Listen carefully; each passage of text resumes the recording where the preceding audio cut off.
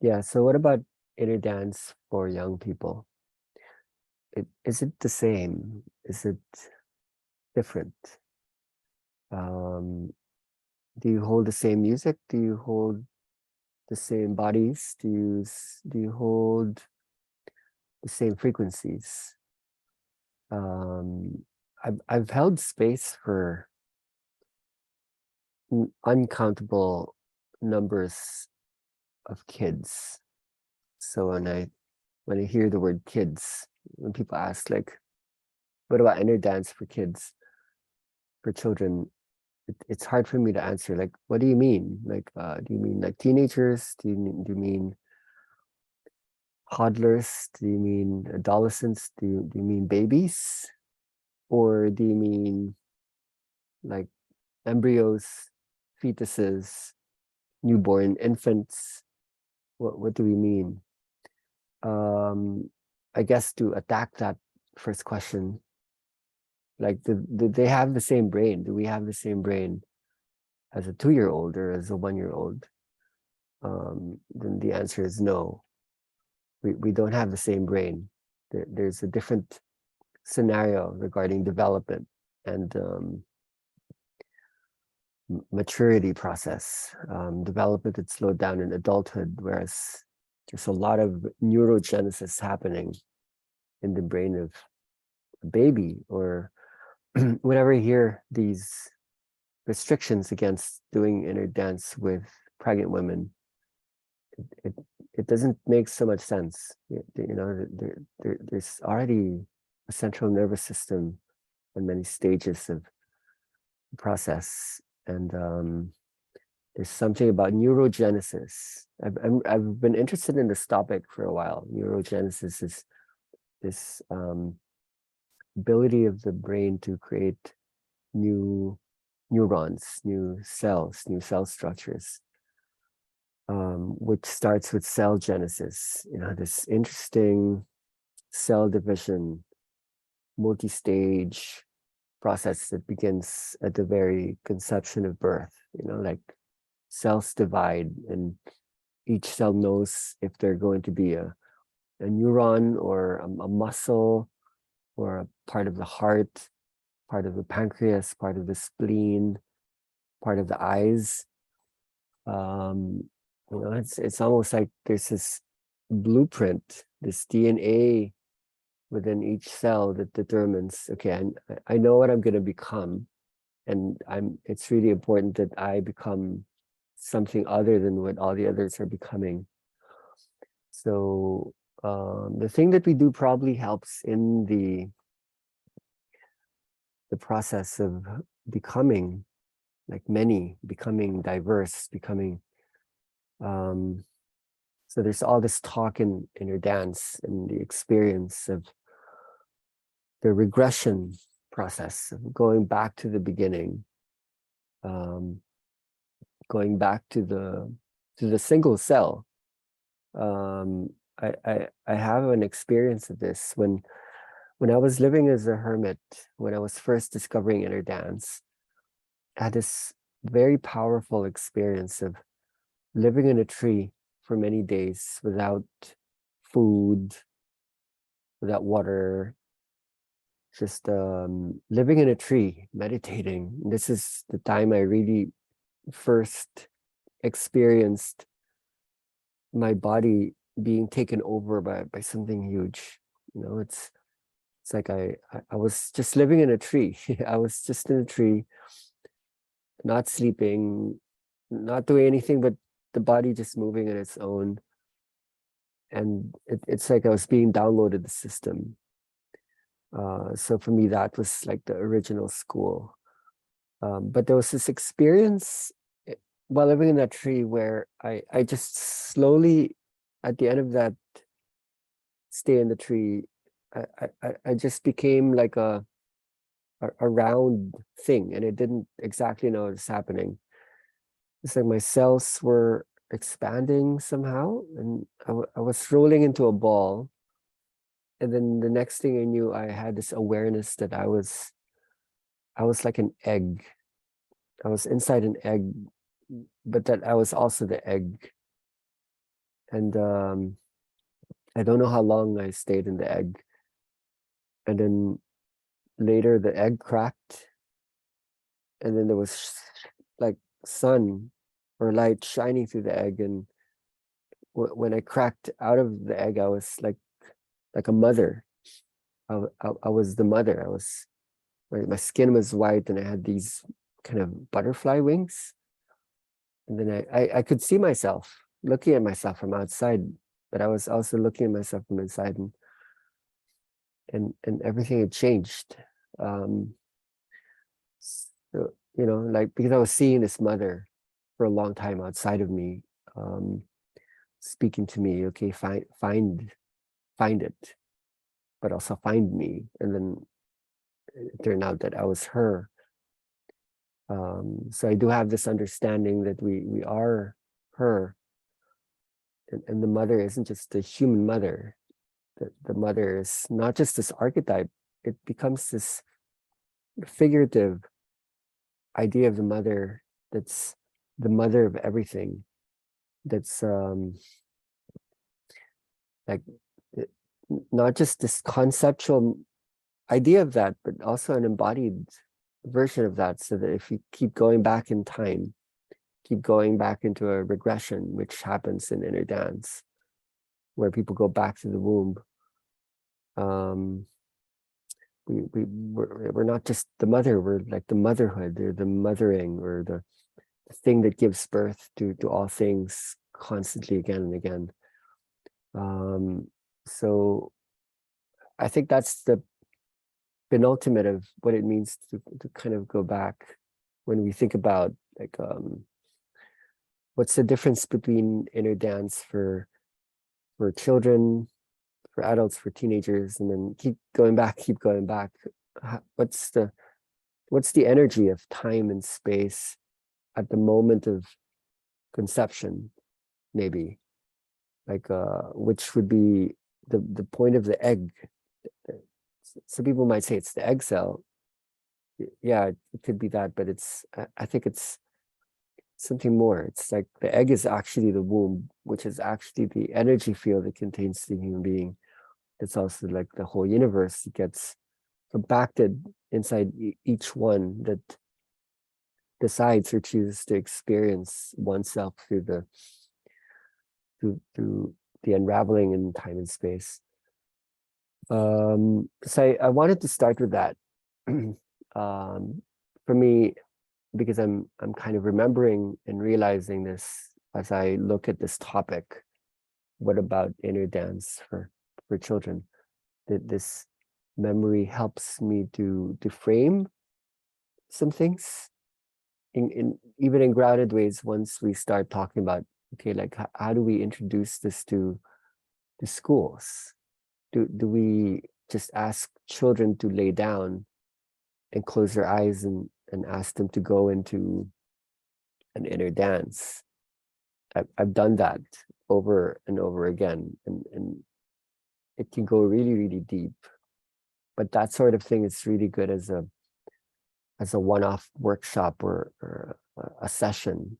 It becomes behaviorist in a way that, okay, that's something you do, but is there something more than doing this that's going to be closer to being this and knowing this? So I want to just give an introduction, and then we could all have a conversation here. I invited some of the people who are in Maya right now to share, because we've been conducting a kind of process here with hundreds of kids at a time. And for me, that's quite significant, not just because of the fact that we're able to do it with the kids. It's just more, we're doing it within the system. I've been working within the system for a long time, but there's something about being able to work within the system that feels quite relevant. And some of you would probably encounter this question inside yourself and outside of you. Like, well, what would it mean to ground inner dance systemically, so that it's not seen as a workshop, but more as something that helps to facilitate growth, to facilitate learning, to facilitate remembrance of who and what we are. If there was enough safety, permission, and understanding for those who are holding a lot more responsibility that's granted by the system, to be the ones to formulate like how this could be done. Yeah. So took just some basic notes because my okay, so in the very beginning of my space holding, I've always been interested in getting children to lay down. Because they're there. They'll always be there. They're part of the population. In fact, they would be the bigger part in many countries anyway. Countries like the Philippines, yeah, the children will always be there. They're always running around. They're always, and moms, dads, when they're traveling, they're always bringing them with them. So the first time I really encountered children, actually, in my memory, when I think about it, Inner Dance was actually co-founded by children. When I first came out of the island, I was traveling through a part of the Philippines called Mindanao, and I I was slowly conducting this gifting with mostly older people, with adults, and the results were quite intense and immense and huge. But then I was caught in my travels in this this moment in this island where there were these East Asians, okay, like these South Koreans that were traveling through Mindanao, and there were so many of them. It was like a school program. I think there must have been 30 kids inside this spiritual eco treehouse, which was deeply influential in my process. This resort that was filled with sacred geometries and art, spiritual art, humongous structures, all built within this idea of dreaming. And when I came there, because the owner was my friend, she was bringing all these South Koreans there, and I was fresh from this, living in the island where I was still coming from this dream, this other time, this other realm.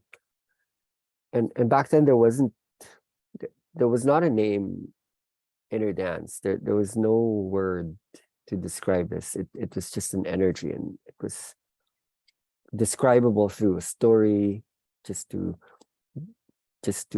placehold that there's this thing happening.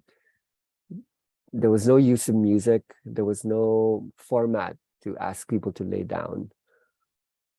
At that time, I would just, be near people or touch someone, and then there would be this spark. There would be this spontaneous movement, and then there would be this memory, like people going into spaces, and it happened to these children where, like as a group, they suddenly went into this thing that I was in, including even their teacher, and it was very strange. It was very immense, and I would acknowledge their part in this.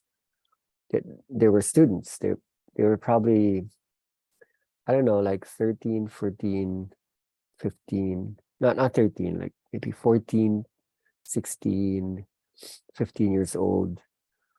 So even back then, that's when the energy exploded. It didn't explode with older people. There was something in the purity of that age,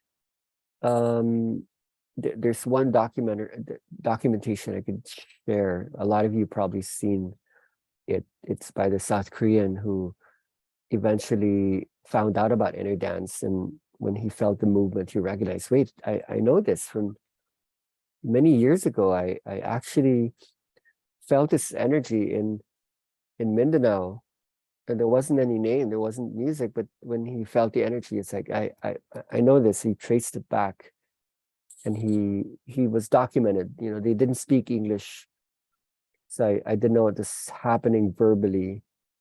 So when he was interviewed, he spoke about becoming the volcano, becoming the earth, becoming the wind, becoming everything, becoming energy. And for a child to be explaining this, you know, I mean, he wasn't a child anymore. His name is Donggun. He was in his 30s or 20 something. Yeah, like it gives us a peek uh, into what happens when maybe they couldn't describe it back then, what was happening in a lot of the inner dances that were taking place in children. Um, so yeah, that was the first encounter probably with young people. And then I traveled some more, and then after spending time in Manila, where the word inner dance was born, and the energy kind of spread through a lot of elements there.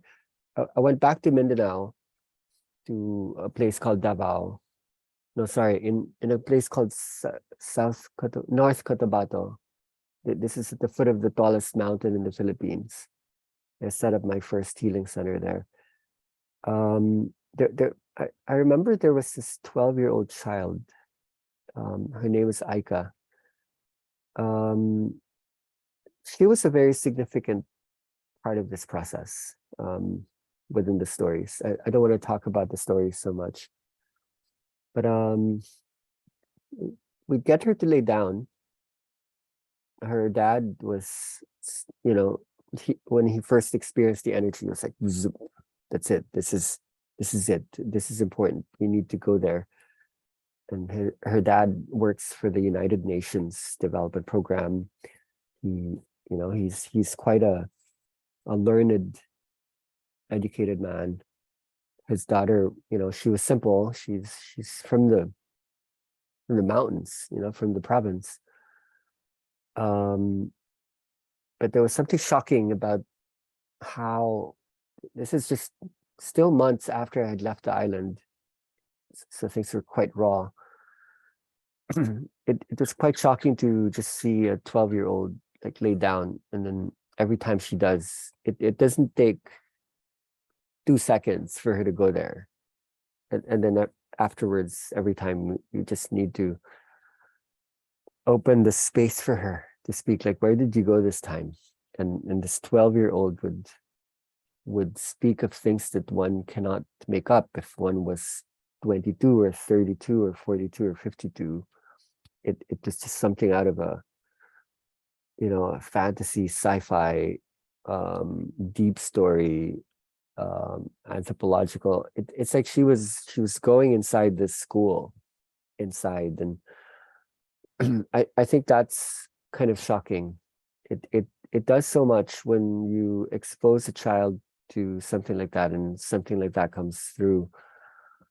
It topples everything, you know. Like which philosopher would, I think it was Jean-Jacques Rousseau, who talked about the schooling system and how we created this banking model that pretends that children are blank slates when they enter the world, and our goal is to fill them up with information because they don't know anything.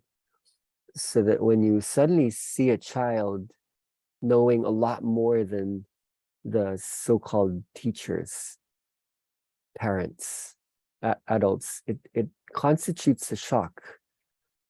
It suddenly says, okay, we don't need to teach anyone anything, because we actually knew a lot more in the beginning. that's why regression as an idea, going back in time, going back to the womb, it is a really central theme here. Remembrance of what was there, so that we would properly hold those who are to come and are coming through now in the process of becoming. There's something there if we are to work with young people. So after that, like I worked with schools. My sister owned the school back then, a very prominent progressive school. And as soon as I ask, maybe 12 kids, 14 kids to lay down, and I played music in this really clunky stereo they had, this really bad stereo, super small and super clunky analog. The kids just went straight into it. They, their bodies were moving, and they went into REM state, and they went into a place, and then they were describing that place. They were describing the universe. They were describing the children becoming God, and so on and so forth. So yeah, more schools in India, in Malaysia, in Singapore, schools in Manila, in Cebu. I can't remember how many children did inner dance, and there's always something there. If you just can get them to stop moving around and to lay down, there's something in that workshop. So the question is, what came out of those workshops? They were probably transformative in many ways, but it couldn't be systematized. It wasn't time. That inner dance that was being given to children wasn't really technically yet to be what they're to go through, because a lot of how inner dance emerged was around adults and older people. So the way music, the way the frameworks have been designed, they're not for children. They're more for brains that are in a process of letting go. Children are not always in a process of letting go, considering that there's so much there present at birth. It is not the same design. So there's still needed to be a lot more context building and conversation, research into science, a deeper understanding of how learning versus surrendering happens. We're caught in a crossroads still at this moment. Like where are we? Like what bodies are we holding? What space are we facilitating? So I'm really happy to be in this talk with you. So it's 2023. I started working with the Department of Education in 2013. So personally, or within this culture that I'm in, it's been a decade of going into an inner dance within the system. When I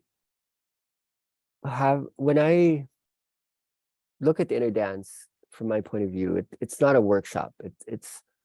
I'm not always so good with the questions regarding, okay, how do you hold the space? How do you hold the inner dance as if the inner dance was like a thing? When the energy first came to me, it was more about how to organize the world, how to create movements and shifts in the world. So in my past 16 years of facilitation, I've been involved with the water birth or gentle birth movement. I've been involved with raw food nutrition, like for hospitals, for society in general. Been involved in disaster rehabilitation after crises. Helped to found the transformation medicine movement. I've been part of the education process, worked with companies, with governments, with waste, like how waste is managed.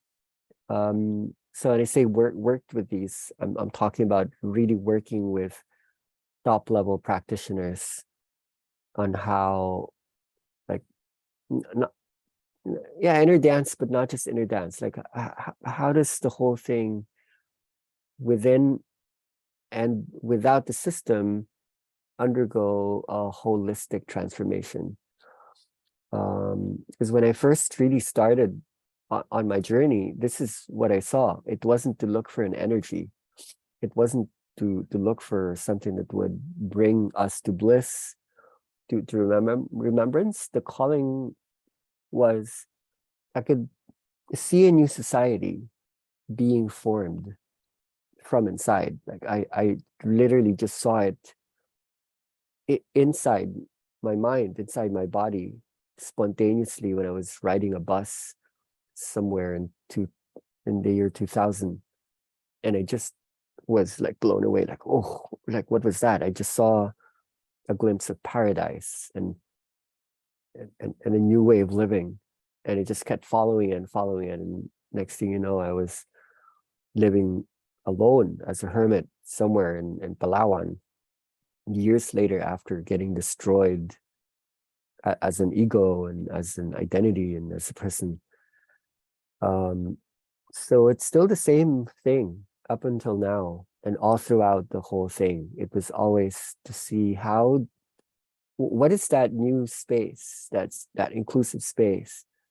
And inner dance is an energy when it's applied in these different colors of the chakras, the rainbow, the mandala. Very often you get led to into facets and colors of the system. The hospital system would be a large part. It's a huge part. It's about healing pain, healing wounds, healing disease, healing what ails us, what are the disorders that prevent us from becoming well, becoming healthy. But the school would be in large part always looming, like always there. So in 2012, I underwent my first deep dive after I'd left the island. I'd been holding inner dance already hugely, and I could see the potentials of the energy coming through. It's changing so many lives. But I knew that there was something more, and I was seeing that, okay, like it's not enough. This is not it. It's not just a spiritual workshop. I could see the ego, for one, coming up when it's really just that, like the ego in myself, the fast ego buildup, and in others, this seeking for pleasure. There's so much pleasure in the energy, and this trying to keep on staying inside that thing without knowing how to extend it forth in a way that grounds it really deeply and really well. That's not always just a spiraling motion. That's just explosive and deconstructive and coming into chaos and spontaneity. I think symbolically, after that year, after that, you remember the December 2012 moment, the thing with the Mayan calendar. I don't know where you were, what was happening to you during that year. I like, we changed the name, the facilitator or teacher training or healers training, to energy school, just to look deeper into a non-hierarchical way of understanding teacher students classrooms to be more horizontal, and that changed things a lot when people just couldn't come to learn how to facilitate, how to hold space for others. It helped to equalize things in 2013, around a decade ago. So I traveled to the mountains. I went to the northern Philippines, the high mountains of Sabangan, Sagada, and I stayed there, fasting in the mountains alone. I didn't know what I was doing. I was just searching and like trying to listen more. Like what is here? Trying not to get tempted to be drawn into a lot of the temptations. The energy is pulling towards. Um, so on my walk, I I came upon like a problem. There are many problems related to disease, to addictions, to poverty, you name it, like especially in a third world country, like what's the problem? Well, the problem is there are many problems and we can't solve even like one problem, let alone like all the problems. So how do we see a problem? Um, inner dance for me has been like an answer to problems because it's coming from nothing. It's coming from not consuming anything, not doing anything, not destroying anything, just like working on oneself, and then the healing happens because there's energy that's conserved, that's not being consumed, that's not being projected. There's energy from inside that's complete, that got completed, that's integrated in each and every one of us, and in each cell in each and every one of us. And when we bring that forth, that has something to hold, that's got an energy about it.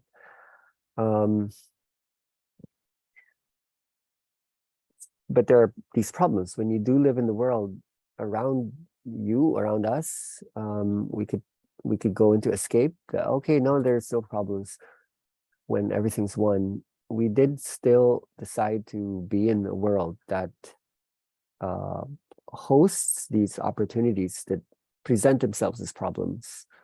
So in the Philippines at that time, in 2013, the problem had to do with waste. Now, waste seems to be a problem. What do you do with plastics that are polluting the environment? Well, that's not really the problem. In a way, there's a much, much deeper like source of that problem.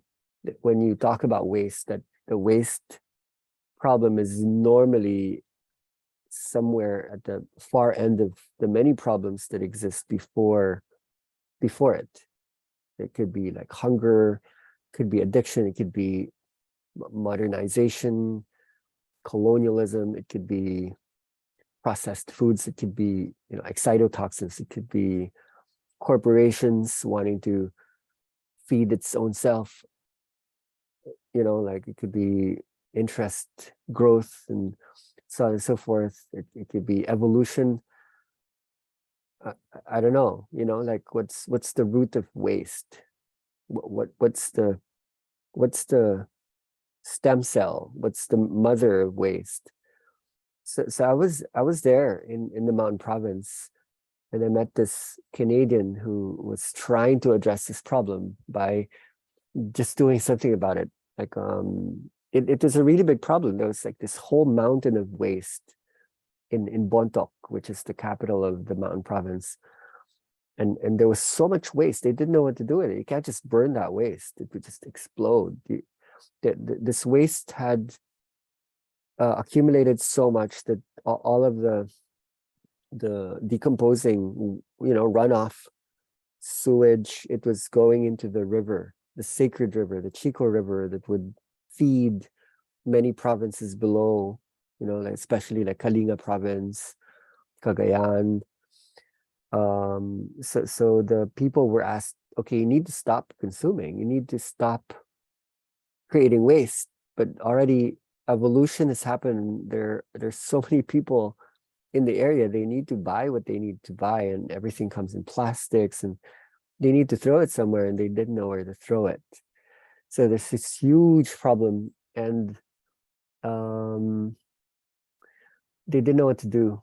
So this Canadian inventor who became a really good friend of mine, he decided, okay, what if we do something about it? What if we put all these non-biodegradable wastes into these PET bottles, which is virtually indestructible. It would be there for a long time, and trap all that carbon so that it doesn't go back to the environment, doesn't go back into the waters or the soil, which goes back to our food supply. And I was looking at this and like, hey, Russell, like we can actually do something with this. Do you know how to do a mud house? All you need is soil and sand and rice hay, and you can actually make a structure. And he's like, yeah, like a school building. So we're just looking at each other. Oh yeah, like a school building. You can make a classroom. So that was my entry point anyway, or maybe Interdance's entry point into the Department of Education.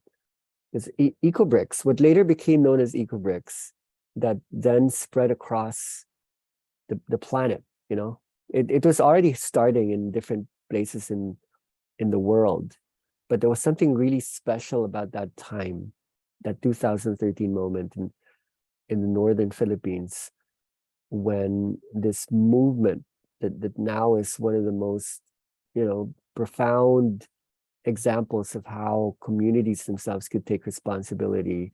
People are doing this across South America, North America, Europe, Asia, Australia. There are, municipalities, prefectures, government systems that have embraced Ecobricks. But a lot of it started there during that critical moment. And we introduced this to the school. Like, what if we could do this? What if there was something we could do with the problem? And they would just nod their head like, oh, okay.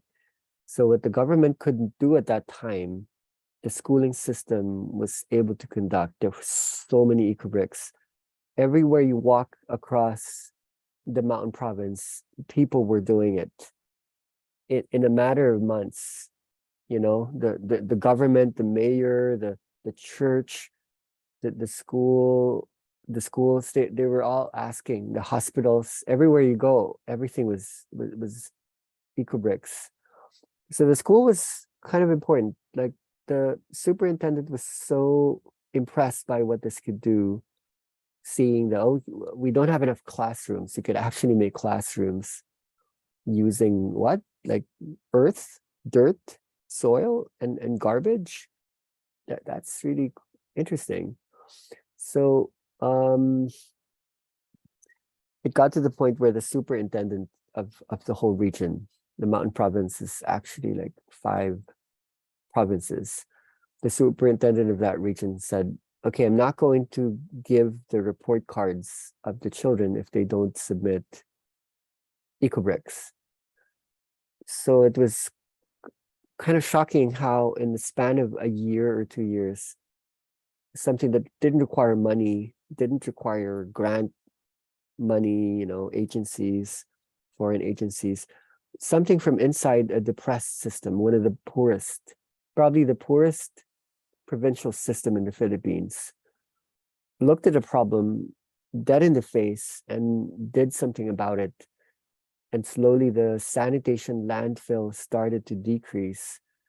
And the new problem in many areas, in fact, was we don't have enough trash to make these. We have a really, really big problem. The schools decided to make this a part of the requirement to be within the system. So that was a really interesting time. It within Interdance, it allowed us to not just be an alternative. It put us very much in deep conversation with people designing the system, running the system itself. So that was 10 years ago. I've lived in many places, in and out, moving around, and um, we've conducted quite a lot of programs, even in Maya, where we would exchange food for trash whenever like a crisis happens, like a pandemic or a typhoon, when there's no food. Um, and it somehow goes along with like the laying down. Okay, like you're probably asking, okay, what does this have to do with inner dance? Um, I worked with DepEd for a long time. DepEd is the Department of Education. The peak point was probably in 2016 or 2017.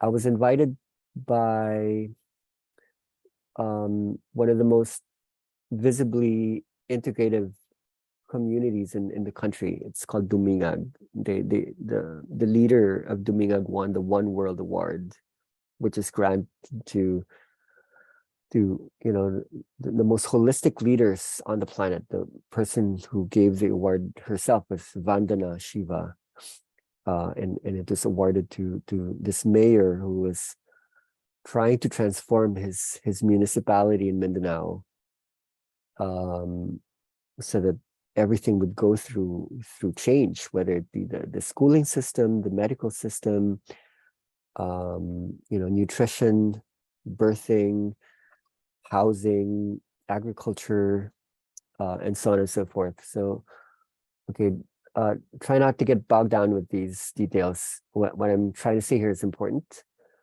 I was invited by Dumingag to do a presentation, and when I was flown there, it's a very far off place, a very violent place, a place where a lot of violence and poverty exists. And what makes this place special is over the decades, they'd actually done a really good job at transforming people's lives.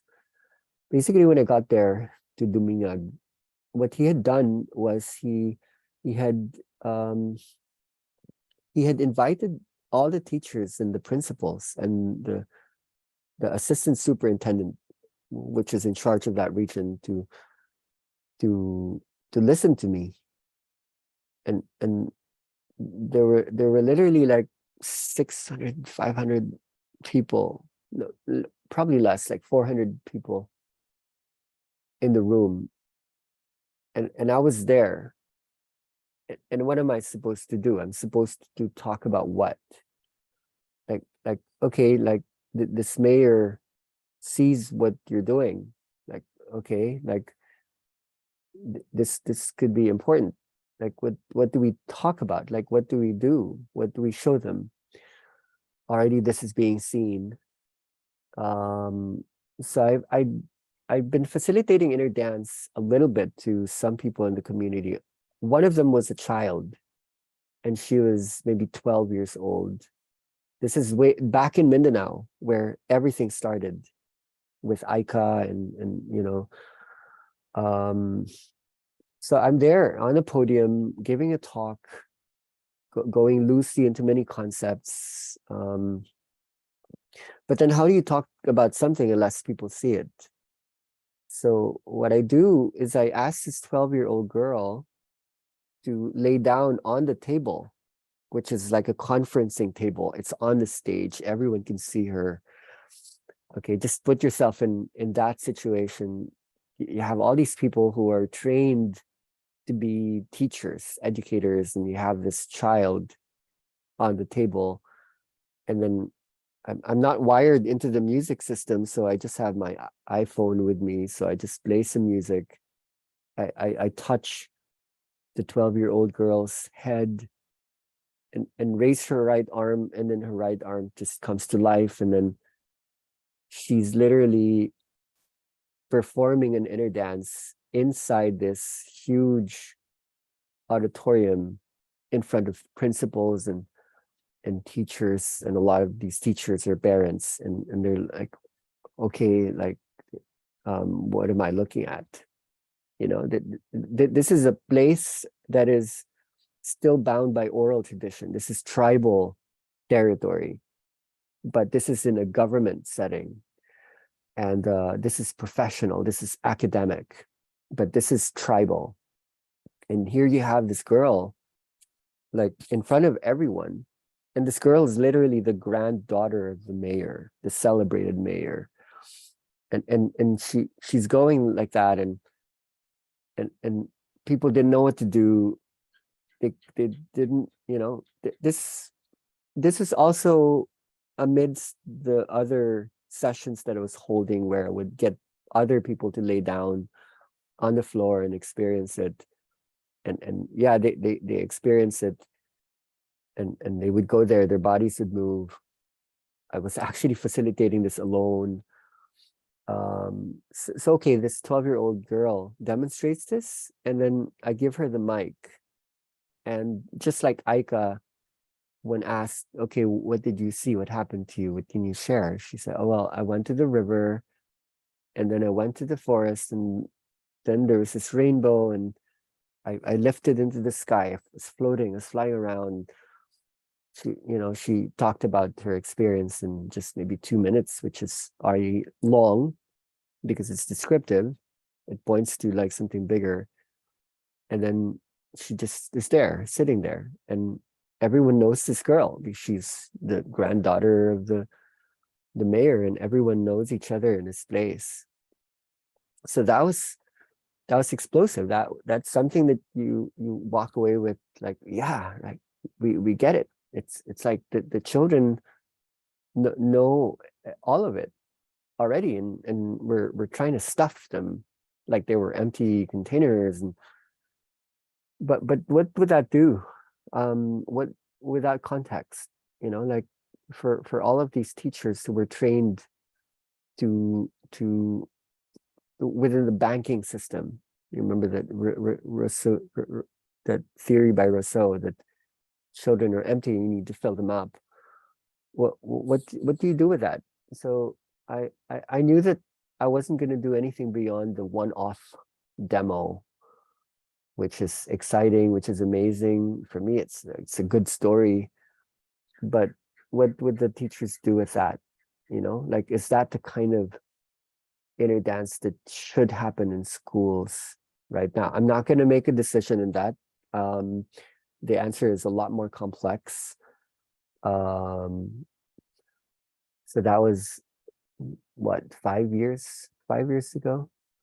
And even within me, I back then had many unanswered questions as to what inner dance actually holds in terms of the learning process, in terms of the so since then we've been a lot slower. We've been still in a dance with DepEd. It was through the pandemic. There were more problems that came up. The first big problem right before the pandemic that came up was just to start doing a situation in the Philippines, because we're working this project here right now, and it could be a good project because it could help other projects around the world to perceive how inner dance could come into the system, into the curriculum, into the classroom, not as a one-off workshop, not as a, like, how do you explain this to teachers? What terms would you use? What words would you use if they start to research? Okay, what words do they talk about? Is that something that could apply to my kids?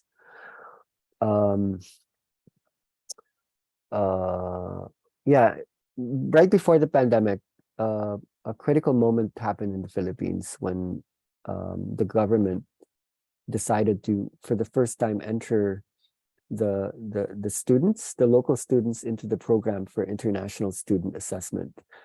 We've never really joined the PISA thing that ranks where the Philippines might be in relation to Japan, to South Korea, Bangladesh, to Poland, to England, to the US. Like, how smart are our kids? and the hopes are probably high, considering the Philippines is, very English proficient. We're one of the first to be colonized in Asia. Um, you know, so it was quite a shock for a lot of people when we ranked out of 79 participating countries, we ranked 79 in English comprehension. In mathematics, we were 79. In science, we were 78. We were at the bottom. We were at the bottom of the program for international student assessment. And it can't be more ironic. My life partner is in Finland, and Finland is known to be the top ranker in the PISA. Finland is supposed to be the number one. Not anymore. They don't hold the number one anymore for PISA. They were ranked number one again for the happiness index 6 years in a row. I think 3 days ago that came out. So I was like holding these paradoxes. It's like, okay, like we're 79 out of 79 countries. Wow, that needs to be looked at. And so I really started to put that up as a mirror, not to blame anyone. This is not anyone person's fault. But this is important. This is interesting, primarily because my inner dance comes from this culture. It's not a stupid culture. It's not an illiterate culture. There's a lot of literacy here, but why? What is it that is resistant of grades and of boxes, and and then the pandemic happened, and the pandemic shut down the schooling system. And in Maya, this is usually when we come into gear. We basically started an alternative school within Maya where children were allowed to still show up and gather as a group, which wasn't allowed like in schools. Schools were closed. And then we worked with the DepEd. For one reason or another, they actually asked us to come in to help with the curriculum. Like Gra was here, Flor was here, so we were okay to talk about this, not in length, but because it's important. It holds some insight.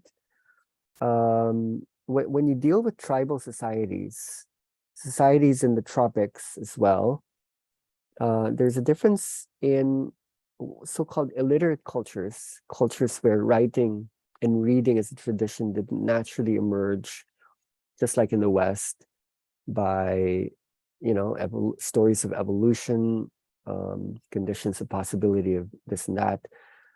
When you look at tribes that are more in communicating through sound rather than through image, through the spoken word, or what's called orality, which are more the religious traditional cultures, as opposed to the more technocratic, technologically advanced cultures that are more prone to literacy, like technology, logic, left-brained orientation, rules, and so on and so forth.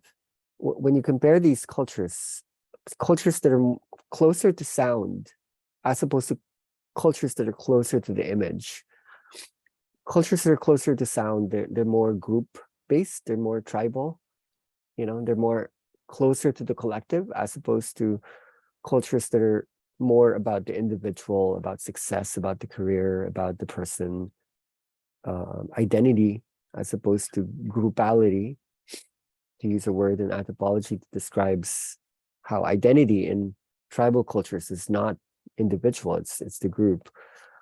The inner dance in one is very different from the inner dance in the other. So for me, the inner dance in the Philippines hosts school, hosts knowledge, hosts wisdom in a way that wouldn't necessarily thrive in book-based learning in terms of it's not. I've always been kind of a reader on what makes the Finnish schooling system like understood and talked about again and again all around the world. And I really understand where it's coming from, because it actually stores orality in check. Like Finland, okay, it's number one in so many areas, but why? It's in many parts it's actually because it's so tribal and it's so nature based. As a Western culture, it's rare in the fact that it doesn't have traditionally a writing tradition. It didn't have a literacy. For the longest time, they were living in oral tradition. And they were also subjugated into colonization under Russia and Sweden, 500 years, equal to the Philippines. So when you study their schooling system, it's not highly pressurized like many other places in the world. It's always pushing children to do better at an early age.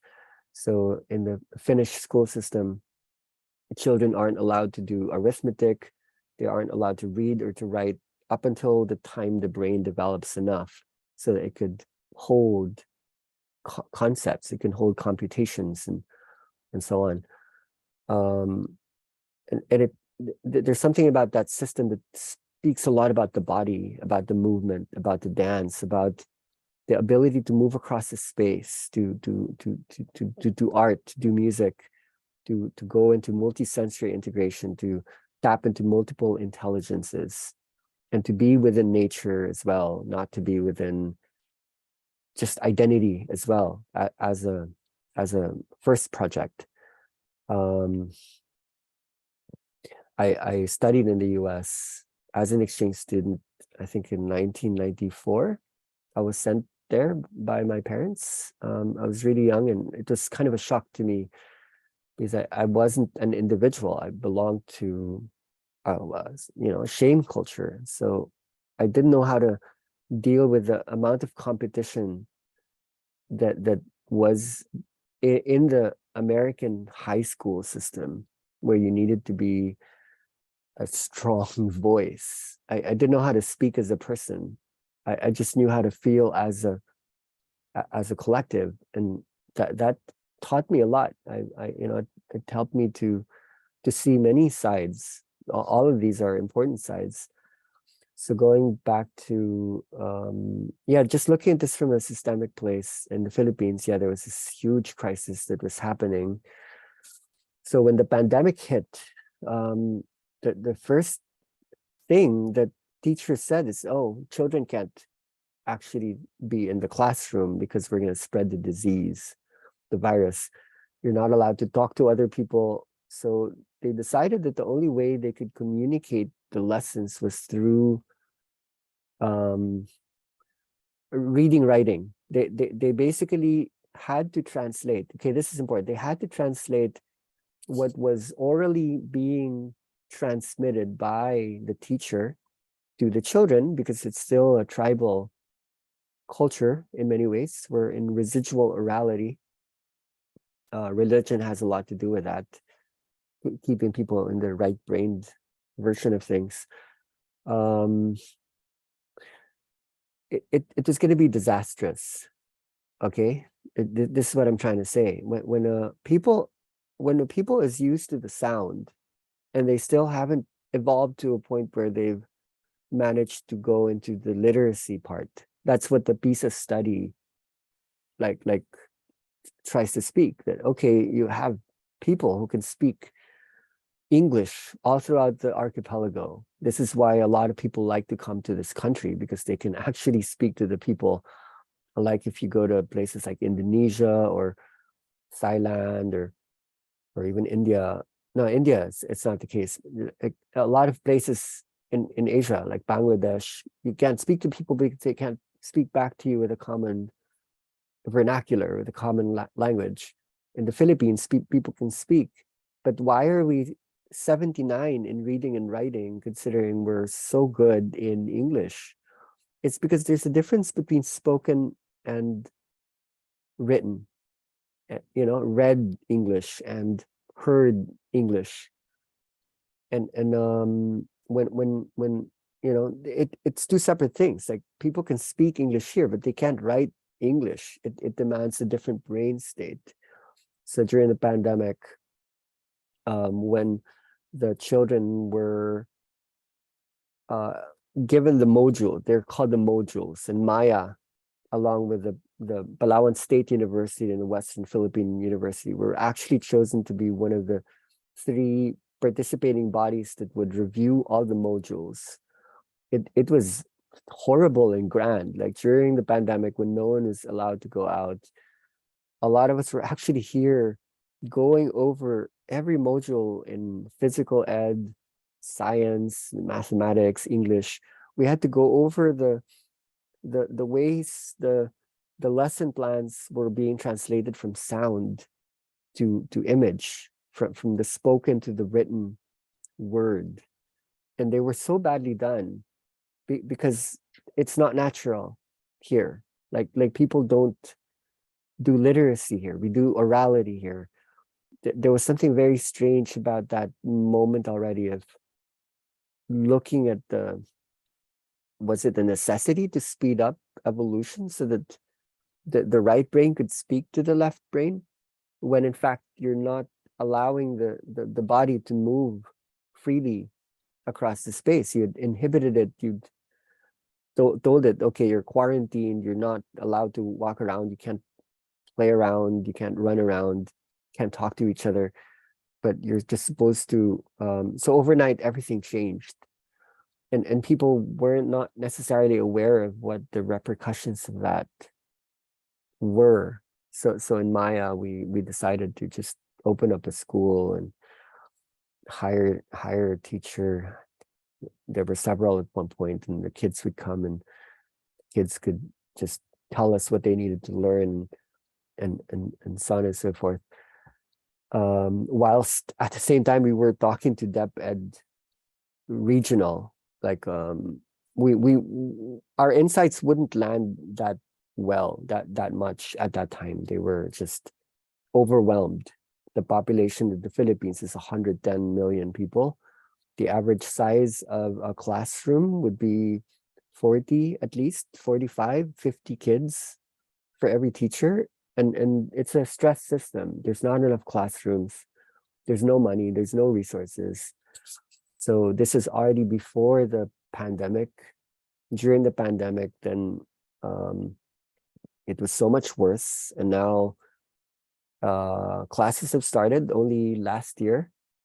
And so what happened was we were just here minding our own business. That there was an ongoing retreat. We're just doing our thing. There's inner dance happening here and there. And the principal, along with the MAPE teachers, which is a subject, arrive in Maya because I offered to donate some musical instruments to them because they were lacking.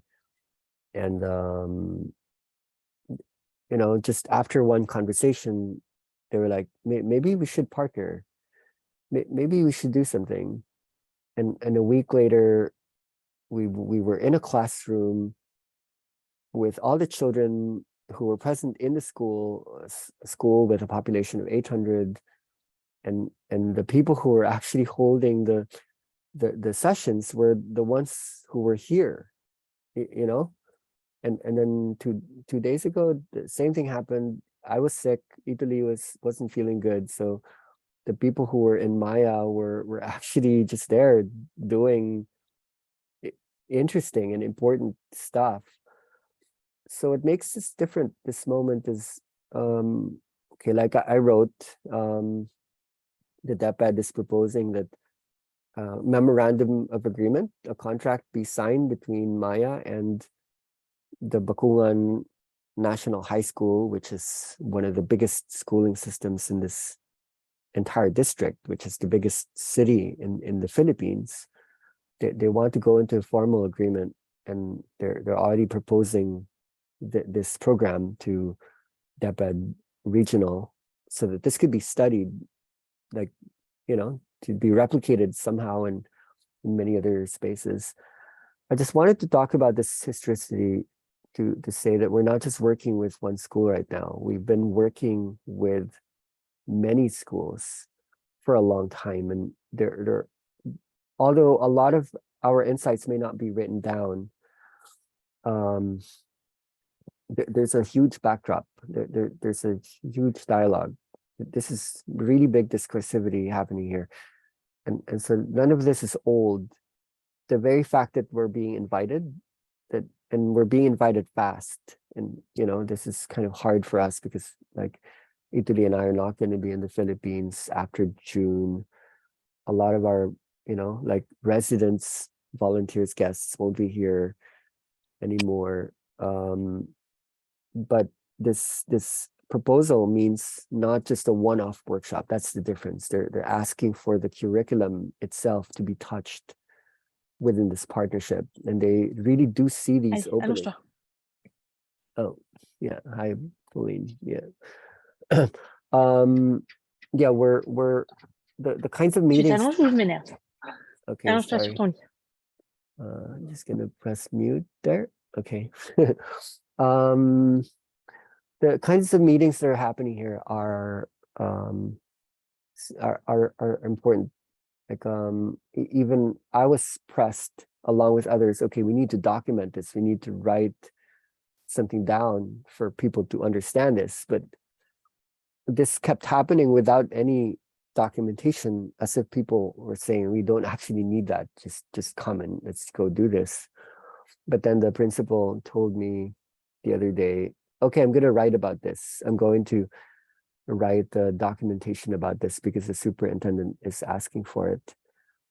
I was talking to Gra and I was talking to Celine. Okay, what kind of documentation needs to happen? But maybe the documentation needs to happen from the bottom up. Maybe the system itself needs to document this initially. We would come up with our own research programs.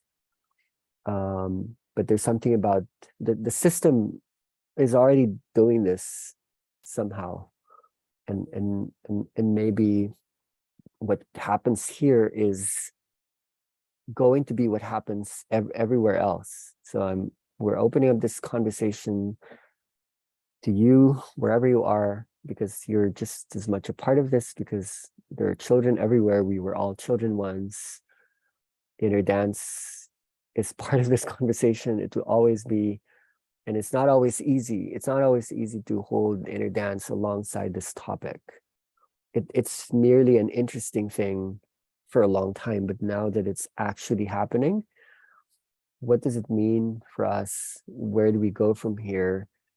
So firstly, I felt to invite those who were here, who didn't know it's happening when they themselves were invited to come to the school. Um, I think Oscar Yella, Fanny Ahilan are in this call. Yeah, Italy, I'm not sure if she's awake. There were others as well, Claire, Celine, and Ines. Yeah, but just for the ones who were here, like what are your reflections? I feel that I was listening to some interesting insights in terms of differences between age groups, and we didn't really ask the children to lay down, but everything is inner dance. The entry points is all inner dance in a way that teachers would not go, okay, what is that? That looks weird. There's none of that. There's full resonance every step of the way. So I'm really interested to just use this moment to harvest those days in a way that we probably haven't, as a group here, had time to do. And I think this would be interesting for some people. And then we can open up this conversation later to the rest of the group in terms of also your own thoughts, your questions, your insights, and even experiences in holding children, how we can keep continuing with this within this kind of conversation in the future. Okay, so thank you so much for listening to what I thought would be a shorter intro, but maybe contextualizing things in that way might have been key. So thank you for listening, and seeing if the others can share now.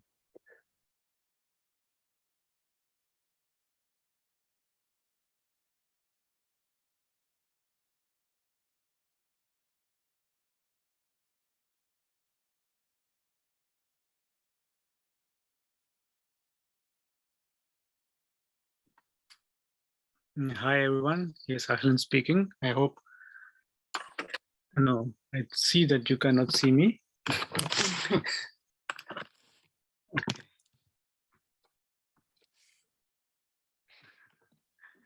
Yeah. So, mm,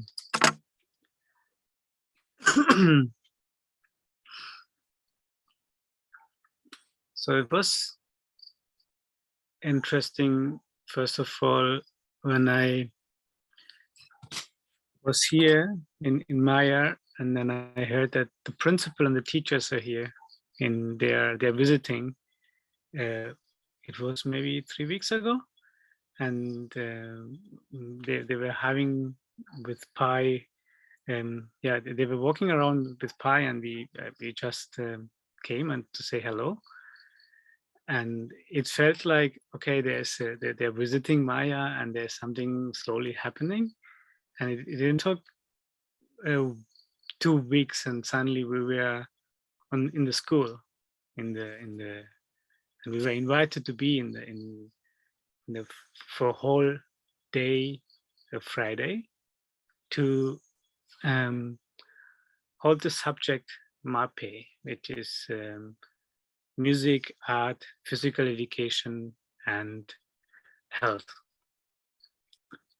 which is actually a subject every grade has in the Buckingham High School. And in this high school, we have we start from the 7th grades to grade 12, and in total there are around about 800 students. So some of the classes, they have 150 students, or almost 150 students. And it was when we were invited first, we had this idea about bringing music, art, physical education, and health into this 1 hour. At the same time, also, how can we approach this with introducing inner dance into the class.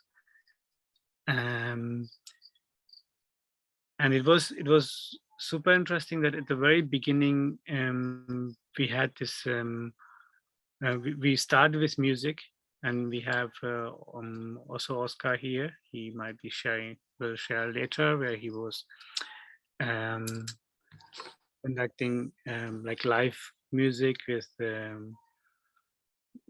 guitar, and Pi was using the gadgets to create sounds and to sample it. And it was the first one was really super interesting and funny at the same time, also to know the kids and to learn about them, to also introduce ourselves. Um, and we went a week later. We were already invited to come another day, and now we kind of have every Friday the full day, and we have a specific room where we can be with all the kids, and we can conduct the classes, or the inner dance, or whatever if you want to call it, without laying down. And what was interesting is that, first of all, when we played with the music, and when we were even we could see the very first week, very first day, the sparkling in the eyes of the kids. It's like there was something happening, which was super beautiful, opening, and then we combine this with movement, so, and with some games actually, yeah.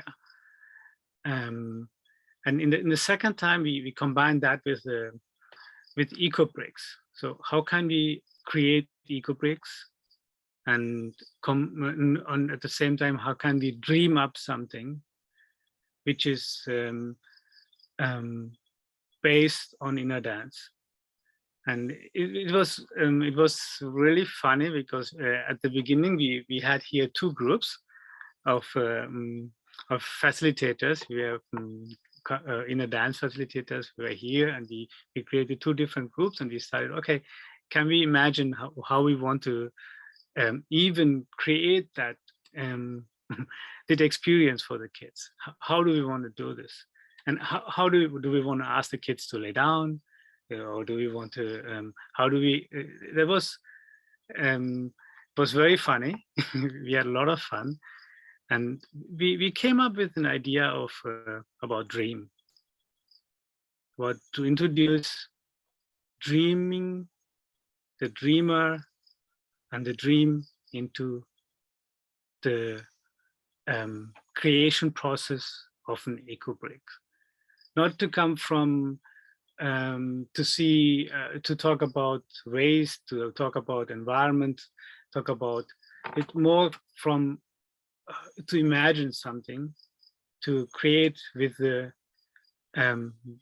resources we have around us, and to see waste also as a resource. And we created a space where all the kids can sit, but close their eyes, and we played music, and we used voice, and we use also some sounds, like different, to layer some sound on my noise and some voices, to firstly guide the kids through the process of dreaming, and allow to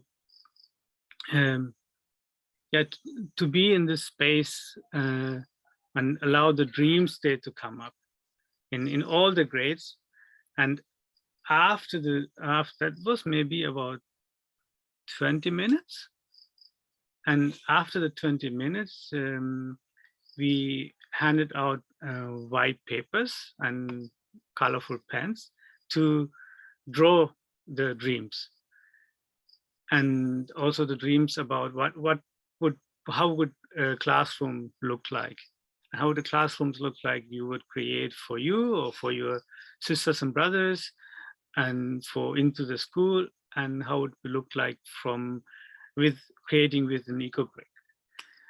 And what was interesting for us to see was, one, also as an inner dance facilitator, how is the inner dance in that sense happening to the kids? Or are they inner dancing, or is there already, can you already see some kind of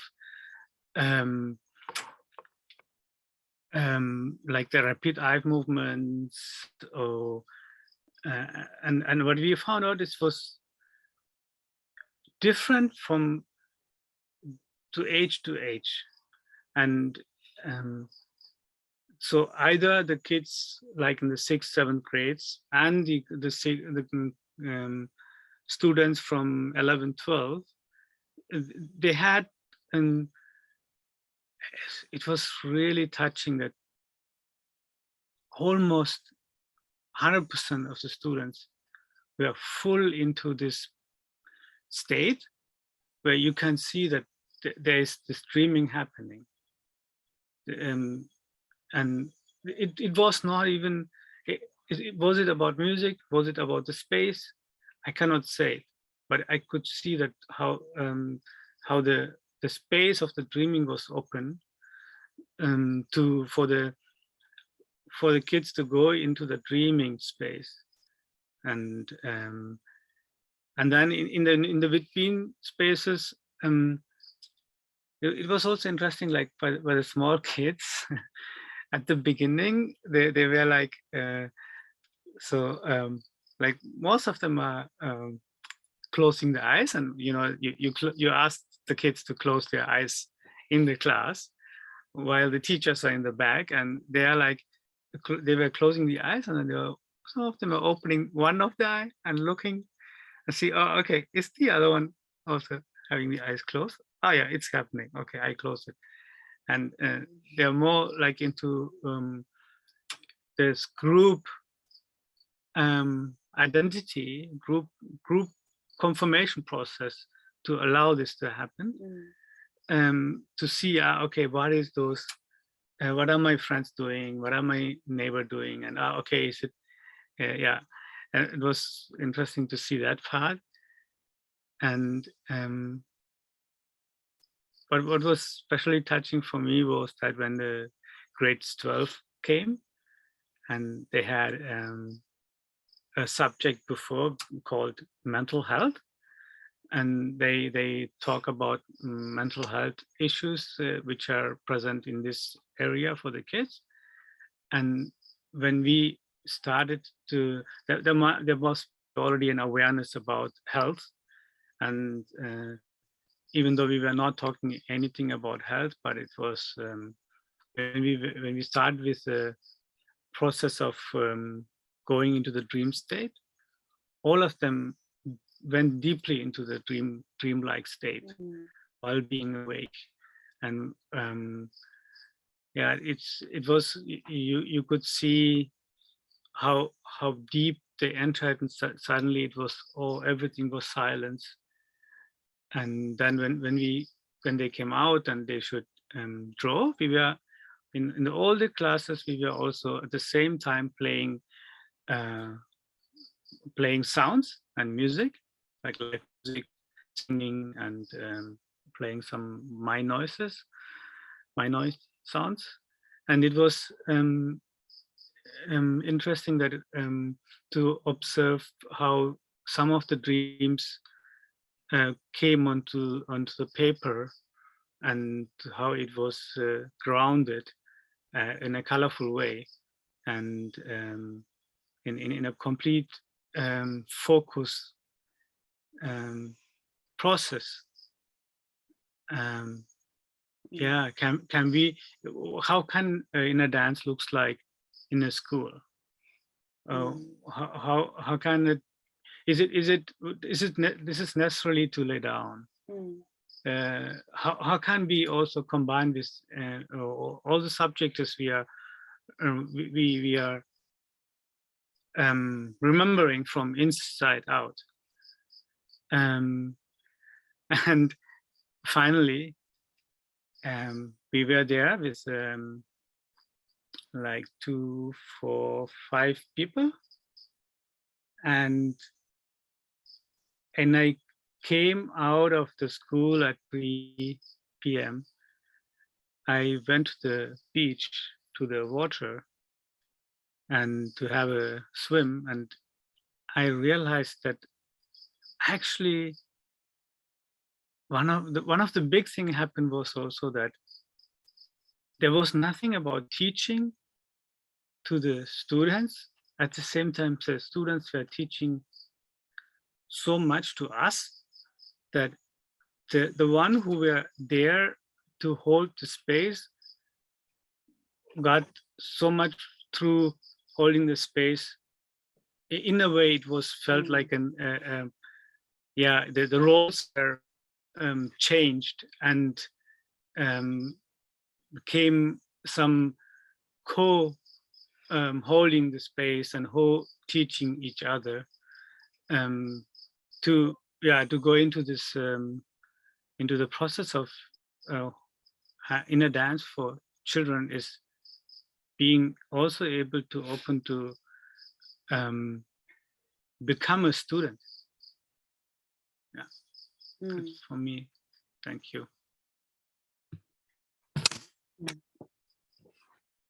I can continue from here. To answer to Una's question, we were doing it in English, and if needed, the teachers are translating, but actually their English is really, really good, because it was under the American influence for a long time, and it's only since a few years that I don't actually remember the year, but the English level is quite important here in the Philippines, and a lot of Filipinos, I think in Asia, it's the country that they speak the most English, that is the most accessible. So hi everyone, my name is Fanny first maybe. I'm a bit tired. It's 2 a.m. or 3 a.m.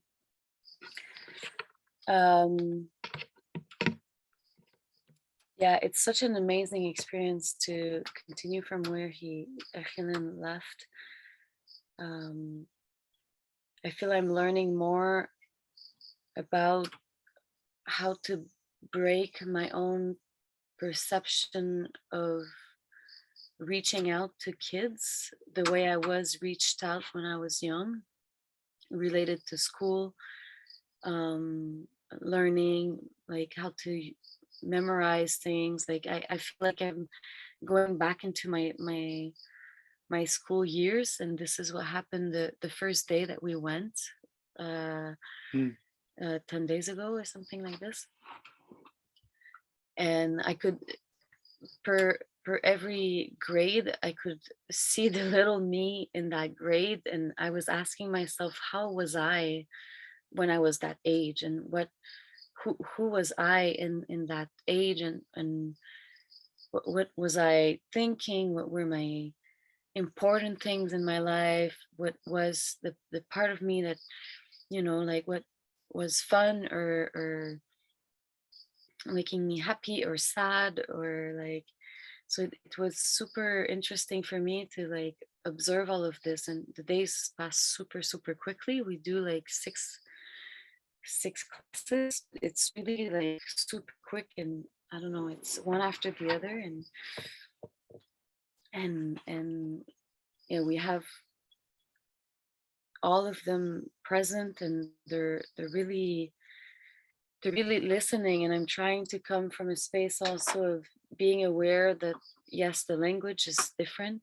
Maybe they don't understand everything, so of course we use like simple English as well. I'm not going to try to explain something complicated. It doesn't make sense. And then I'm trying to understand also that the culture is different. There's an influence from the religion, the family system. Um, so I'm really trying to erase who I am and erase my belief, and trying to come from my own culture. I'm from Canada, and I think the Western is quite different to the way to approach. Um, but then at the same time, I just want to see that this is a kid, however they are from, um, whoever they have this childlike mind, and this is what I want to speak to. I want to speak to the curiosity. I want to speak to the state that they're in. So yeah, this is kind of more the vision of the approach, or the learning that I'm having, to look at them in like um yeah, like they are like a flower opening. They are like something being like reborn at every instant, and reshaped all the time. So how can we bring something without our own like baggage um of learning from our own past, and looking into this, to bring also something within more the inner dance approach that would be less like maybe structured in a way, and more like allowing them to go in the dream. When inner dance is a space of allowance, how can I also bring them this, at the same time bring enough instructions for them to go where they need to go, and understanding that they, like, grade 6 and 7, they're like 9 and 10 years old, maybe something like this.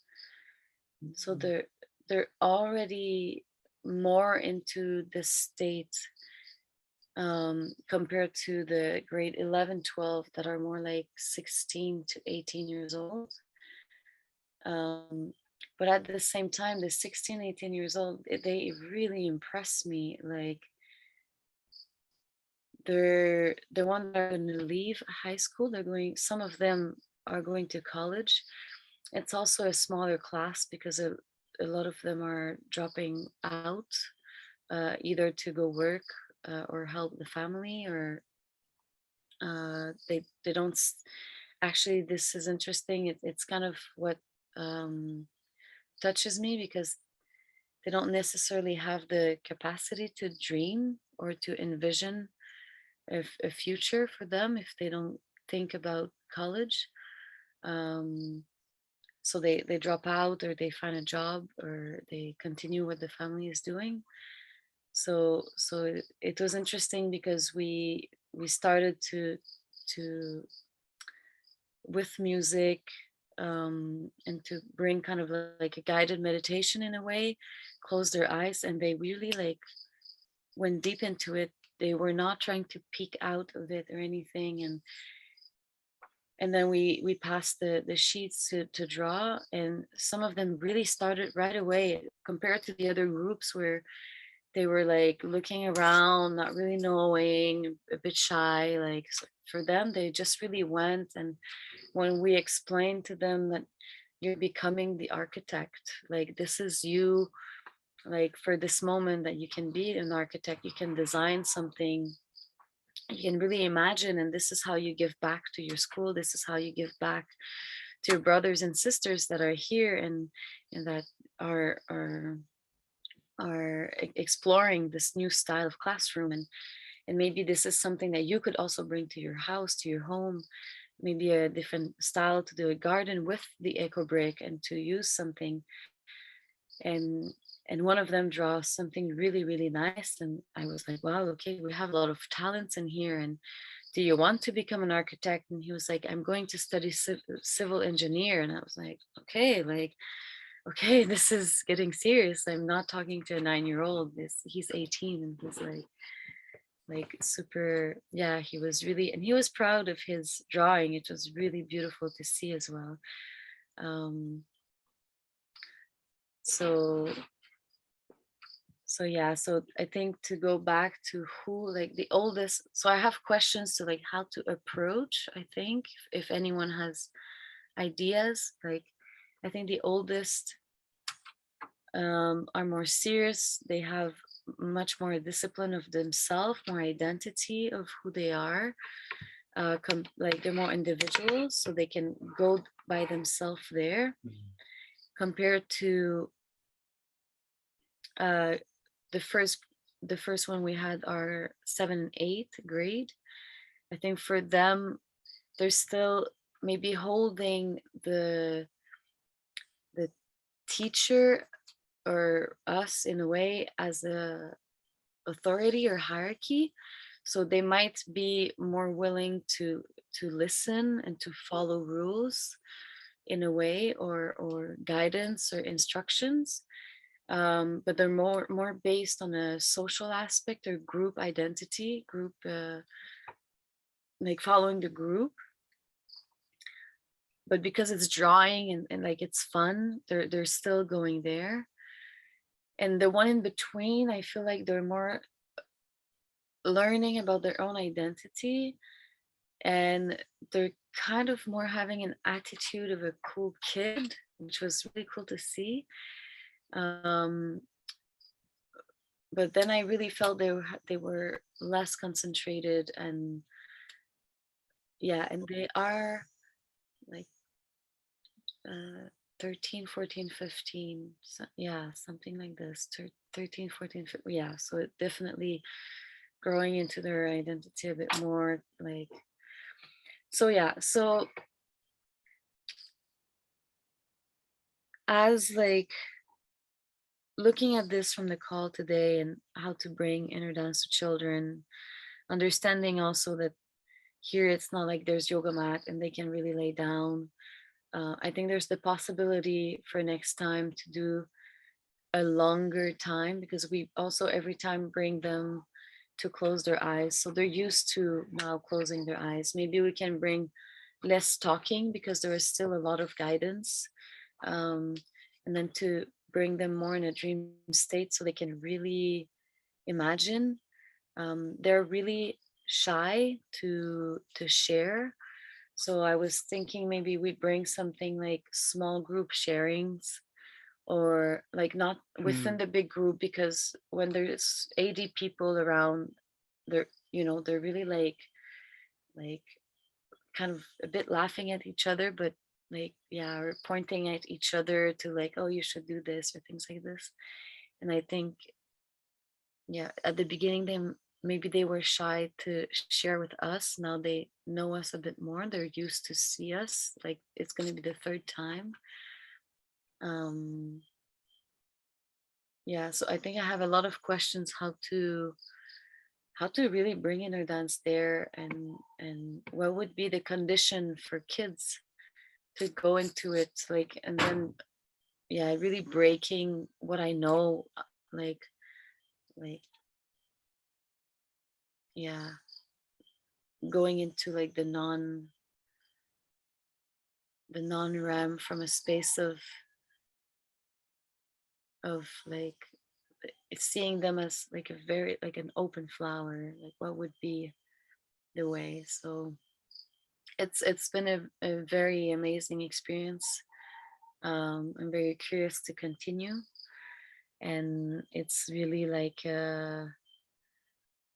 inspiring to see this, and I'm really curious uh, to hear if there's any like experience. I know that some people have experience with kids on like either one-on-one or one-on-two, with like two kids at the same time, or one kid, or and I have also friends that used inner dance playlists on their own kids.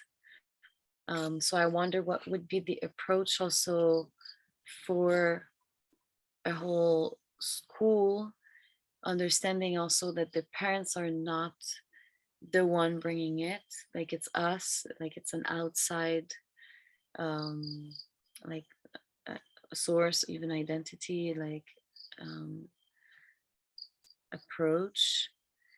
And also the teachers have an understanding. They had um an opening and introduction to brain waves and how the brain works, and what is this.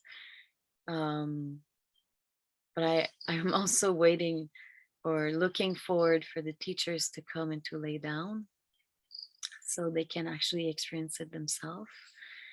And then maybe slowly they're going to be also involved into this, and maybe they could even hold the sharings, because they know, I guess, that, that they're closer to the students, they know them more and more.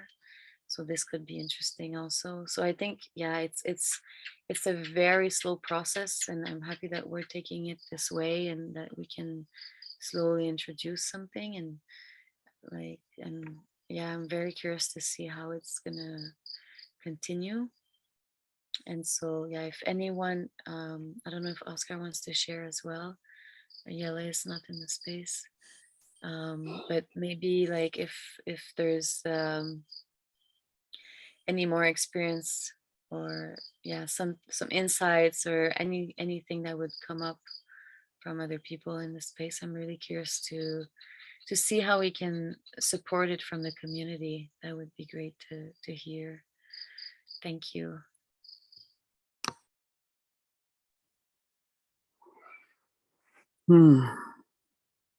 Hello, good morning, everyone. Mm, well, from my side, I can relate with the topic and the experience and the real-time processes from different perspective. In my case, well, since the beginning of inner dance and entering to the end of the process of intensive, I was called and taken by the energy to work with children. It was so magical, my very first session, and how, in terms of experiencing the energy and how the energy was creating the circumstances and the processes was happening by itself, and was my first space holding during this process. And also through the time that we were here joining to this that was presented in the middle of the process that we were having personally in study. Also what kind of aptitude or parameters, methodology, or so what is the understanding that can help us to share these states, these possibilities, these dynamics, and this the way to remembering these intelligences to happening to us, to flow through us. It was a very beautiful surprise that we were called during our time here to be part, and also seeing how not just the children, also how the circumstances, the energy was also presented by itself, taking the institutions, the teachers, and all the different layers that are making possible this. So again, but going into the point of the space, during the two basics that I was part and we had together this time, well, through this process, to these opportunities is able to witnessing how to say, even if there's a structure, the intention to put this experiencing this different intelligence in the space, musical intelligence, kinesthetic, distinction, musical recognition, being immersive in another dimension. What is the classroom? How the aptitude, the sense, the way to learning, all of us at the same time, being this horizontal way, has been providing the circumstances for the children's entering, and for also for them going out of the format of what they used to call class or learning. It was also how to hold an aptitude and a space that allows to us to be held, to be whole in between we are pretending to holding. It was very, very, very interesting how in the two different opportunities we had two different approaches. We were introducing two different dimensions of the potentials and the riches of inner dance, independently of now calling it inner dance. It was very, very interesting how going inside the purpose but out of the label, and being able to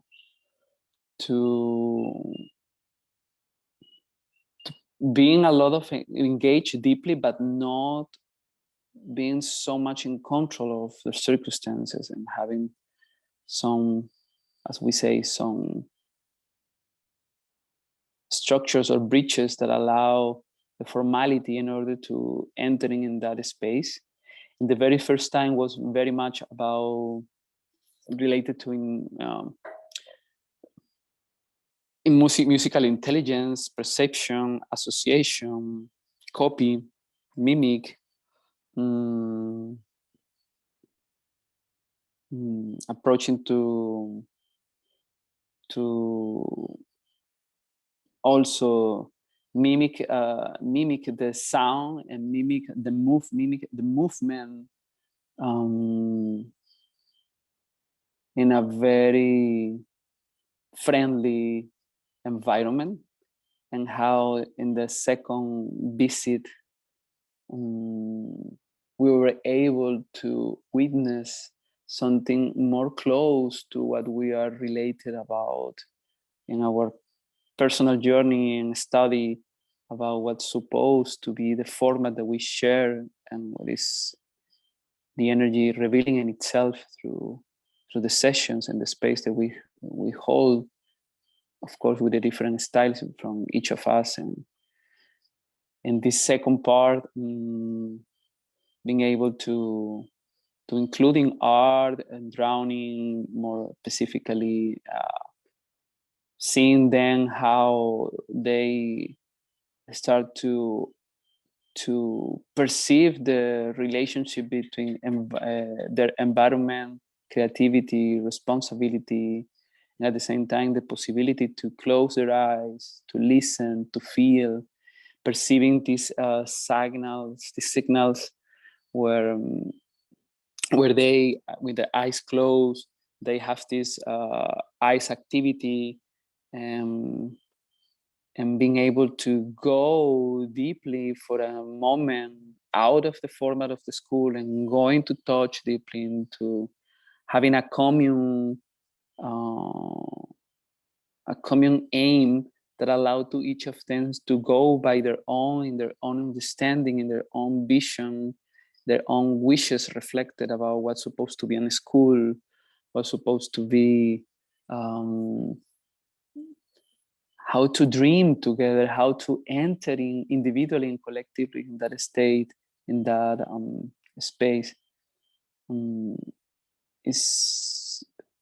Was really showing the different potentials that we have, not just as a space holders, as we know, also how we can create excuses for bringing these processes to our environment. I just get so much inspired to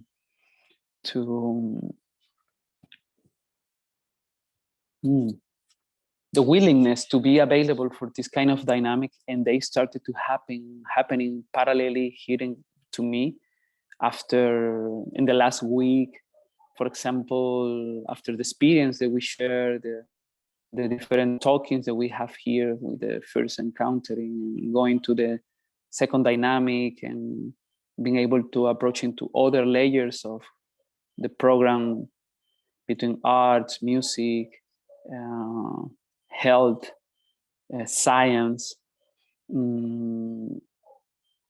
Also starting to reply an opportunity to coming with part of the of this wave into a process in Mexico that is also becoming in a similar way with young people, with communities. In this case, theirs is not a school formally.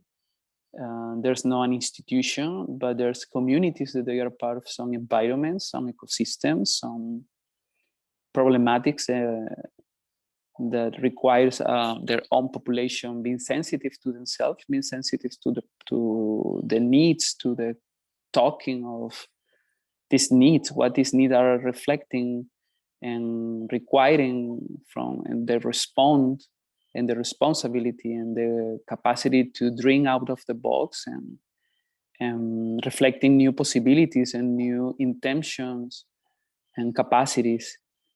And now from this experience and from this, how the energy is calling and pulling into there, now there's a possibility to take part of few activities in Mexico,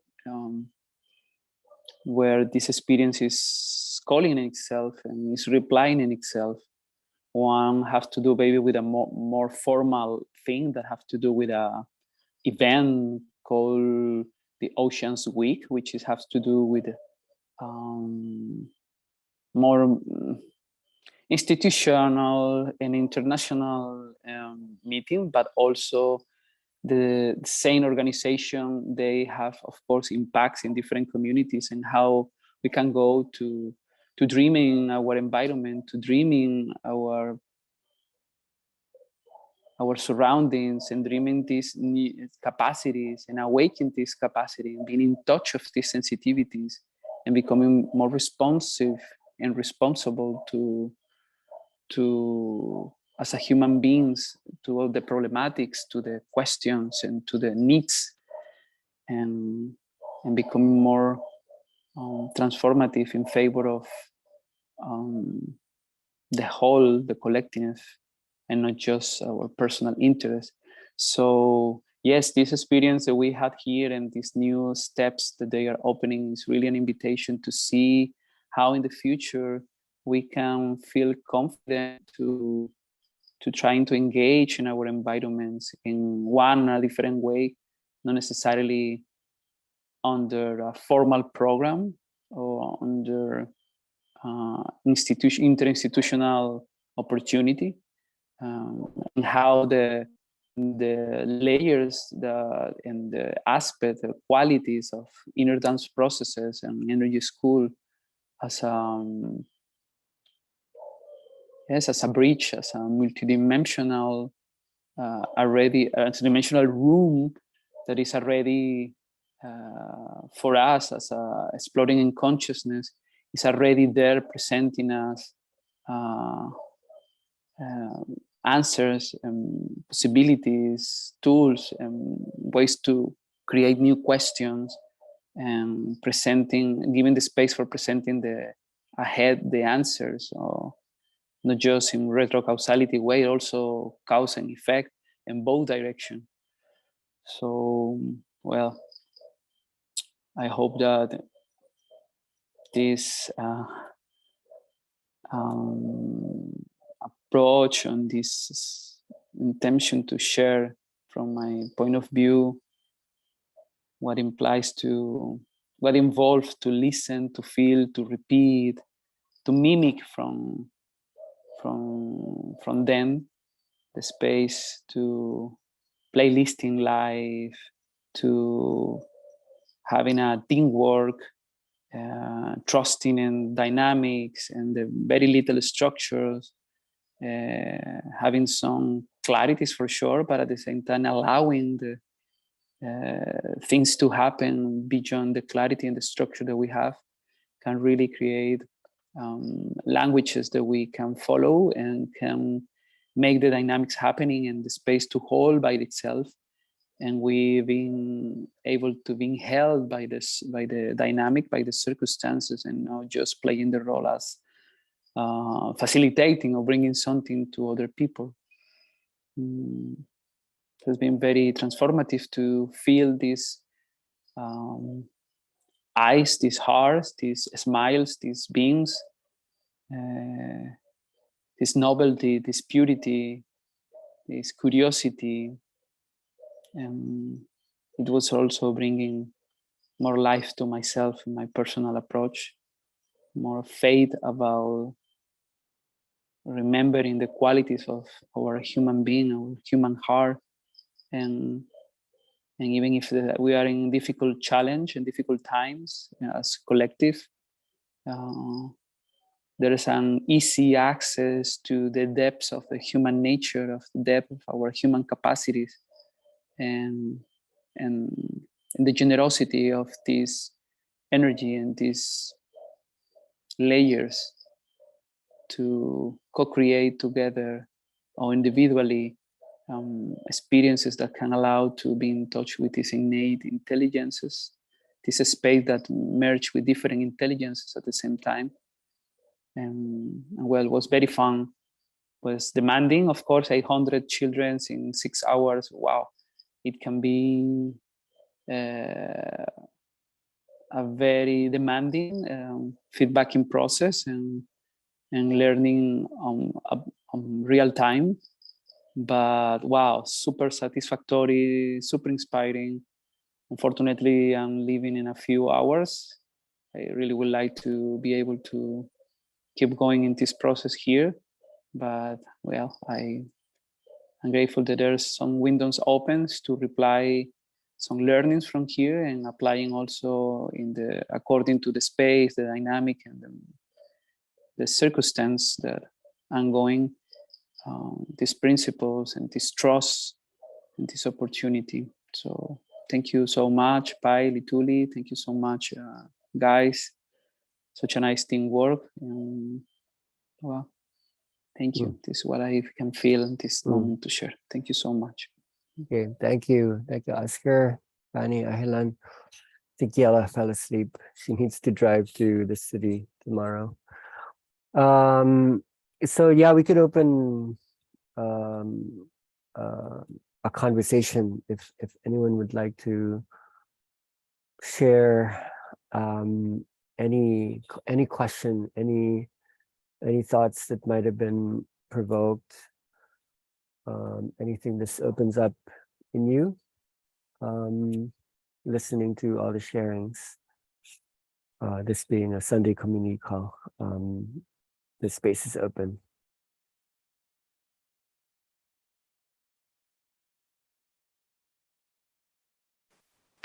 Hi. Yeah, I want to share from my point of view as a teacher. I'm an art teacher, and when I was listening to Ahilan's sharing, many things came up for myself. So yeah, to start with, maybe I've been writing some stuff down because I don't know whether I'm gonna be able to cover it. But when I was a child myself, I had like hard time at school because I was forced in a learning environment that was not that did not resonated with how I'm learning. So actually I'm someone who needs to learn from experience and not from books, notes. I don't know. I need to learn it from the experience. So at 16, I went to art school, and that is like the best decision I have ever made. And a nice memory, a nice memory came up actually. Like we had, I had a teacher and a drawing teacher. He was an old man. He was like almost pension age. And when we were drawing, he would play on his violin for us. And that would be really supportive and super nice actually to from him to hold that space for us in that time. But it's like, okay, so when I was listening to Ahilan, I really deeply realized that what I'm actually doing as a teacher is facilitating the dream space for these children. It's just the way you approach your lessons. I'm doing this for 12 years and I can see my own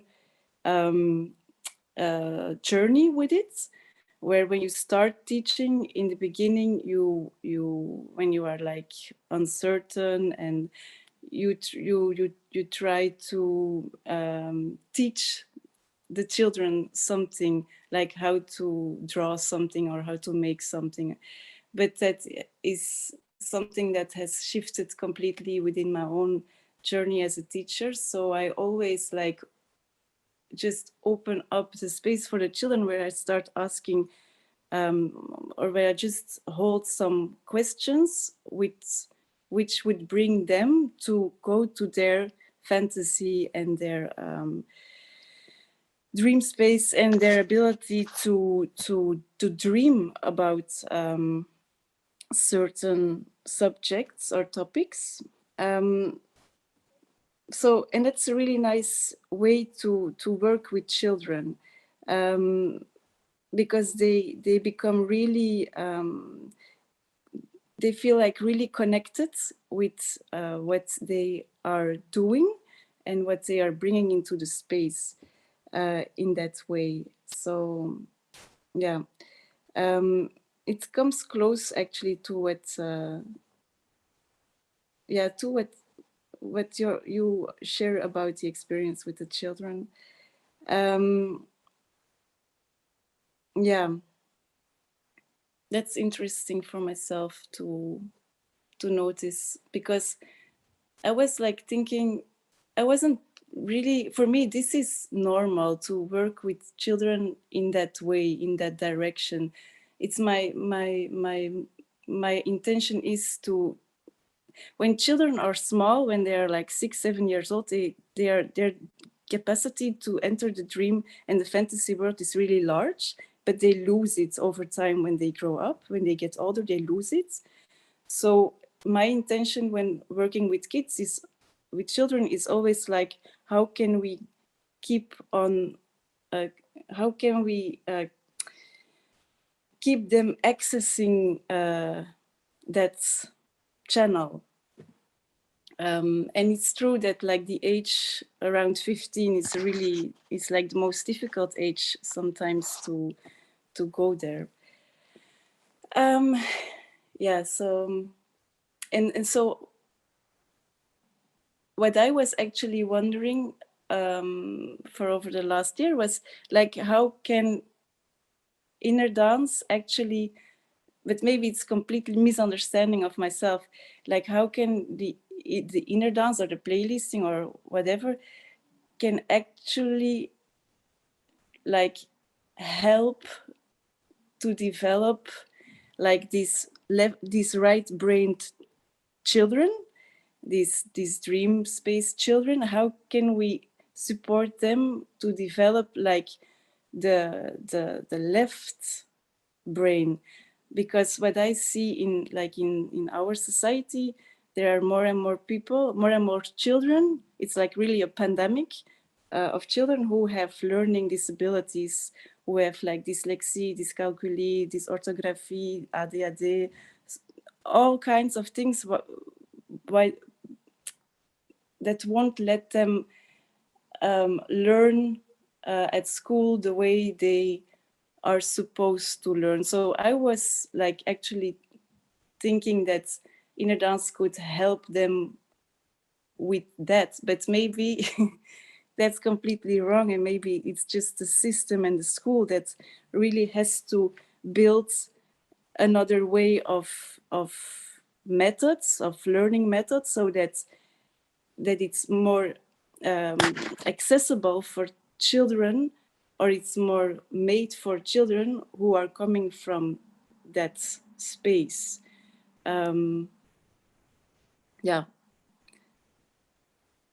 Yeah, I think that's what and also that I've been giving my daughter some playlist when she had when she had to work really hard for school, artwork, to make artwork. And so she was just playing I think it was the womb room. She was playing it like over and over again while working. And it was really cool to see how she was completely in that zone of creating. And yeah, it really opened something up. It was like 4 months ago she started to do that, and she's off. She's like, wow. she's super connected suddenly with her with the flow of creating. Before she had like many scattered ideas, but now she can tap into the creation process. So that's really interesting to see. And I've also actually tried it out in my own. So I teach students from different age, from 6 to 18. And with the little ones, I have been trying it out to put a playlist while they were drawing. So, and it was nice. It was good. I could really feel that we were much more there together. So it was good. And now with this call, I'm like, I'm gonna try that again, and maybe I'm gonna try to introduce, like, when I open the class and the team and the questions, and we all always start in a circle where they just, and then I always ask them to close their eyes, to go within and to feel what they want to make, what they are thinking of. Yeah, it's really interesting, and it's really but so now I will combine it with a playlist again, and it's really super fascinating what you can access by posing certain types of questions towards little children. They yeah, I should have write those things down, because yeah, it's really super cool actually. So that's a part of the job that I really like. There's another part, like the organizatory part, is really difficult for me because I'm not so good at that. But like that part, like really accessing the fantasy and the dream space with the children is really, it's really, that's what art school is about actually. If you go to art school, that's what they want you to go. Like that's the direction. So yeah, it's interesting. It's only now that I really see that the overlap is much bigger than I thought. So thanks. Wow, yeah, this is really cool, Kim. I'm really happy you shared from the space you're sharing from. I wait, let me just turn off the fan. It's quite loud.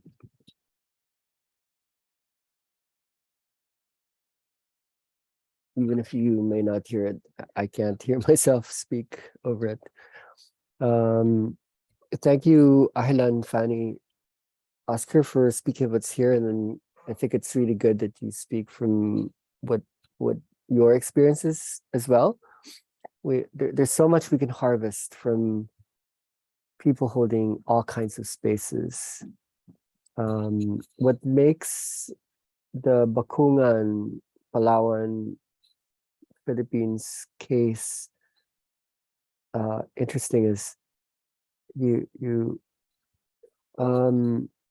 you think about kids who have to be herded like sheep because the lack of classrooms and not so many teachers, there's not that much attention given to the children. There's this constant feeling of scarcity, like they're not getting enough attention. There's not enough resources.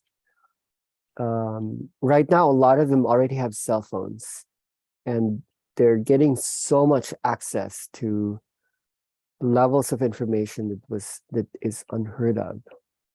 And mostly they're in social media. Like, they were taking pictures of like Fanny and Italy and Yella and Ines, like, and Claire, like they were rock stars, they're Hollywood actresses, because it was such a big deal for them to hold the image that holds the memory of the sound that was there. Basically, after the first experience in the school, I decided when I picked up my daughter from school that I would sit down with the owner of Scolares, which is where my kids go. It's basically the more progressive schooling system in Puerto Princesa, and it's the opposite. It's the exact opposite set of conditions. Scolares is like a small school. It's like the more well-to-do, more artistic, spiritual, progressive children. That's where they go, and there's like a lot of resources there. The curriculum is very holistic. It's based on a multiple intelligence approach, and they're very, very strict with that. And I spoke to her about what's happening here. She's like, oh, okay, that could be interesting for our kids too. So there was like a meeting point where there's a problem with the more affluent kids, the classroom size would be like a classroom could be like 6 kids to 1 teacher, or 10 would be the most. And a lot of them would be doing it through Zoom classes, and the level of care and attention being given to the kids is just so much. But despite that, this abundance that they're getting from the school is also reflective of the abundance that they're getting from their access to media. So the owner of the Scholaris school was interested in inner dance principles without really talking about inner dance, talking about brain states, REM sleep, circadian rhythms, autonomic nervous system. She was saying, yeah, there's this addiction to games and to all kinds of things. Kids aren't sleeping right. There's this thing with attention. When we look at the Bacolod National High School, it's more Eastern in that way, where the kids just aren't getting anything. They're not getting enough, both in the present, in the past, and also into the future. Prospects are quite dim. They're quite meager. They're not big. You know, like when we do spend time conducting community organizing, whether it be in displaced areas, in disaster-struck communities, when you deal with dream space, when you facilitate dream space in places like that, people actually would honestly just state, we're not actually allowed to dream, sir. Like, it's expensive to dream. When you dream, you need to put out what you don't have, and they you know, like, people don't normally have any support mechanism to allow themselves to think big. And so I think we speak for many parts of the world now, where a lot of these concepts that we're talking about is actually quite abundant or sufficient in many places in the world, where systems are kind of working well, so that kids are growing up amazingly, like these days. You know, they have access, and they like something in many parts of the world are kind of getting it right. But at the same time, I have spent time in those cities to know that something is also quite rigid and is maintenance heavy, and is taking quite a lot to just even manage how to cope with the amount of energy, information, energy stimulus is coming through. So it's useful for Kim to talk about like some of the problem areas. And it is fascinating to look at the right-left hemisphere coordination, how maybe in the past there was this hunger for knowledge, hunger for stimulus. Now there's actually too much, and it's getting to be a problem for children and adults to learn how to do things one at a time, now that we're getting exposed to so much in a simultaneity, and in a multidimensionality, and multimodal, multi-channel, polysemic. Everything's just coming at us from all around the place. I think East and West are interesting to behold, because the East is about to access a lot of what has been held back for a long time. So I think the discussion that first holds within this third world construct has to do with, let's say, scalability, because teachers are barely coping. They themselves need to undergo a healing process, but there's no time. There's a scarcity of time. There's a scarcity of money and resources. There's a scarcity of space. And I'm honored to have had the help of inner dance space holders here, because it's really quite heavy. Once you open up the door, you really need to be able to back this. You can't just like flirt with this. You can't just have a one night stand with this. To really properly open up a door means one needs to show up, because the people are waiting for some kind of support. So scalability means like at one point, and that needs to be designed as early as possible. The teachers themselves need to be facilitating this as much as the children also needs to learn how to self-organize. So once this is experienced and contextualized, that there really is something about vibration that allows learning to happen on its own, that allows genius, creativity, just like what Kim describes with her daughter. When people feel safe, that okay, there's already so much there. Where would be that time that people can integrate when there's already so much being absorbed? There's already being so much absorbed during the weekdays, and in the weekends, I think there's actually more being absorbed, because when people are given the freedom to use media, there needs to be a lot of insight in the theory of how media affects the brain, not just modern digital media, but media of all sorts, media in all its art forms, media in all of its semantic modes of interpretation, from sound to kinesthesia to electricity to magnetism. All the sensory registers need to be understood, how it comes together into the conglomeration of a human being. Like how does that work? So yeah, I just wanted to at least create a marker here based on what the first discussions were.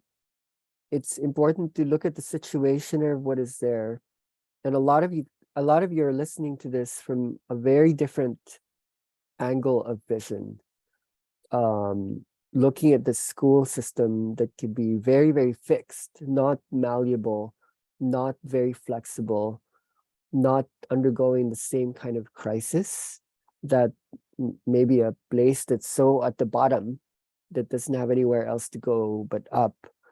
There's not that much fear to change things because things aren't really working.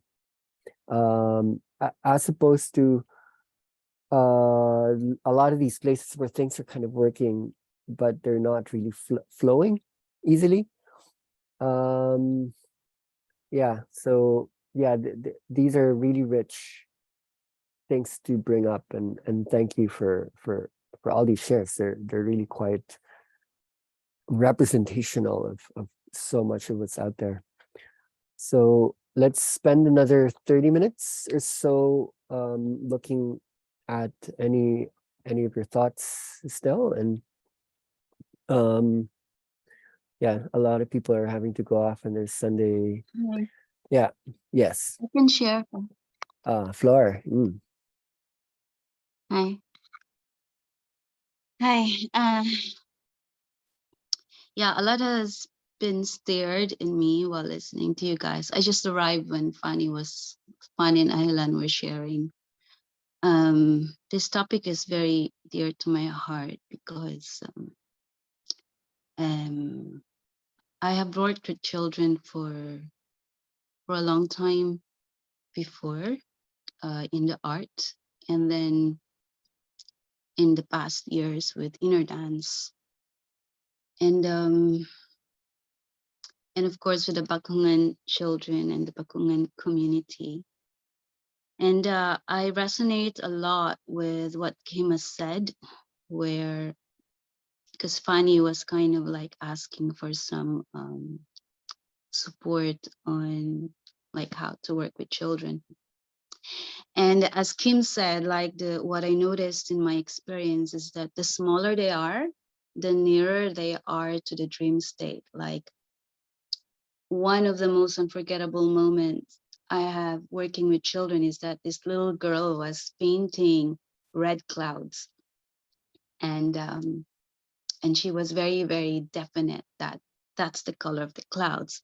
And for me, the role of the facilitator, a teacher, or whatever, is to speak their language and give them agency and give them the right to create the world the way they see them, and then that gives them the expansion of their curiosity, which is the basis of everything. It's like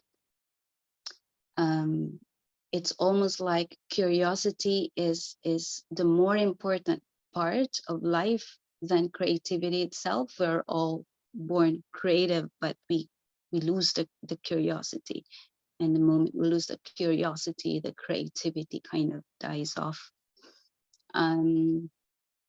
So the teenagers, however, have this egocentrism happening, and it's more difficult to deal with them because in general, as facilitators with the art, or maybe with the inner dance, working with children, we have to be there as a combination of, I know what I'm doing, I've been there, done that, I've been a kid, I've been a young person like you, I understand your language, I can love you and touch your heart like your parents, or maybe even more than your parents, because I'm not going to judge you. But at the same time, like, I am an authority and I know what I'm doing here. And the teenagers, they need to be wowed. They need to feel that wow. Otherwise, it's harder to capture their attention, because it's already hard for them to.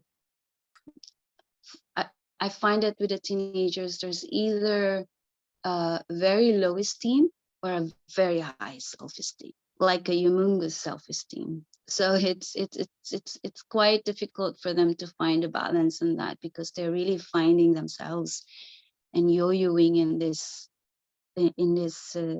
esteem thing. And it's really knowing their language before we enter a room. And for like here in Middle East, I work with Muslim children in general, or a mixture of Muslim and Western people. What actually got stirred in my heart is the oppositeness of my situation with you guys there in Philippines, wherein when you enter the space, the Filipino kids or Asian kids in general will be like, wow, these are white people, like wow, they're from the other world, the other countries. And there's already that sense of respect and excitement.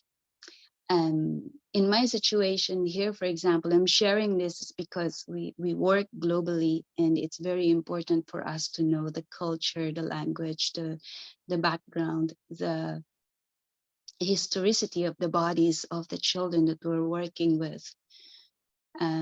Here, when I enter a room and then they see me as this small Filipino brown girl, and these are Arab kids or Western kids who grew up with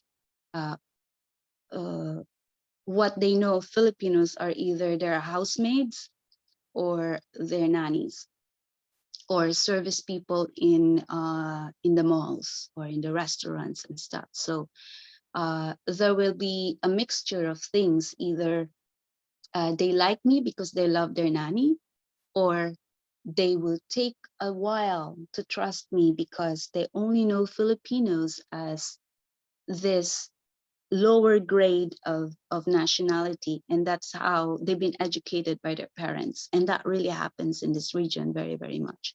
So I had to break that ice so much, and to have that capacity to be in full presence, that I know your language, I know what I'm doing, I can love you more than your parents, but you've got to listen to me. And there's something I know that you don't know and that you can learn from me.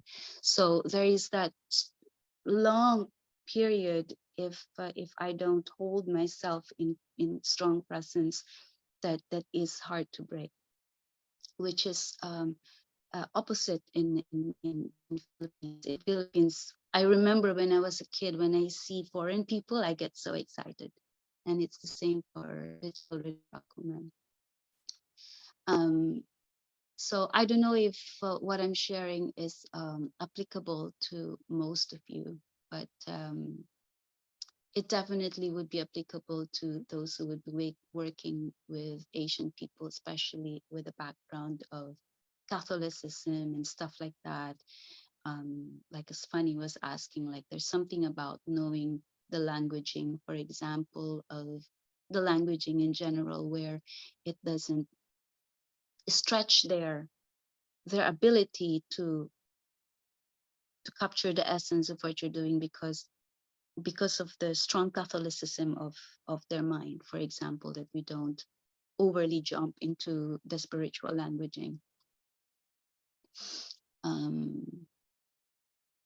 Yeah, I hope that sharing is helpful, but I think I'll cut it here.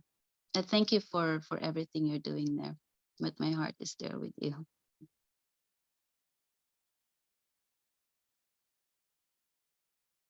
Yeah, really beautiful. Thank you. So much resonance there too. Anyone else would like to speak?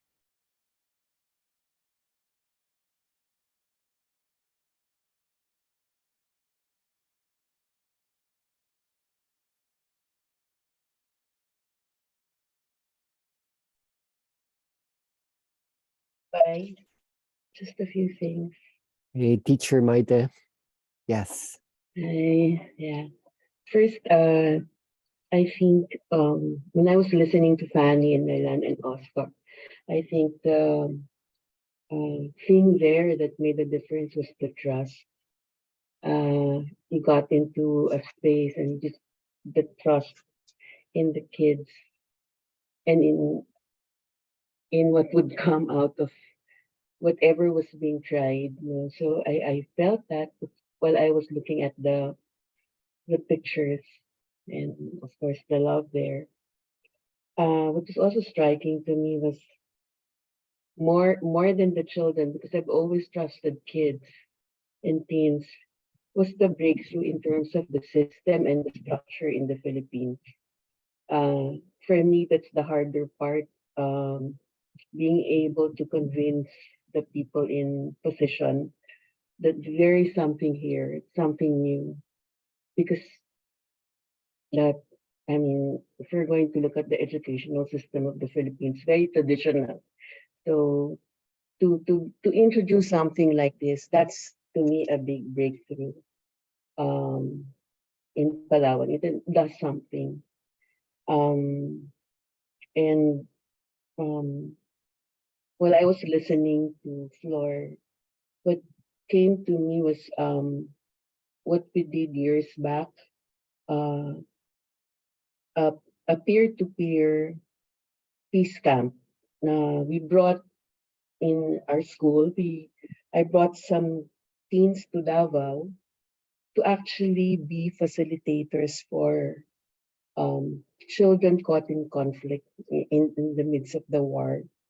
And that to me was an example of what it meant to dream and to heal together. And the adults were really just facilitating at the background. Peers were teaching peers, but we were using the MI, the multiple intelligences framework. And I think even if kids knew that they were going to go back to a war-torn uh, um, condition, I think the memory of that experience um, will always be there.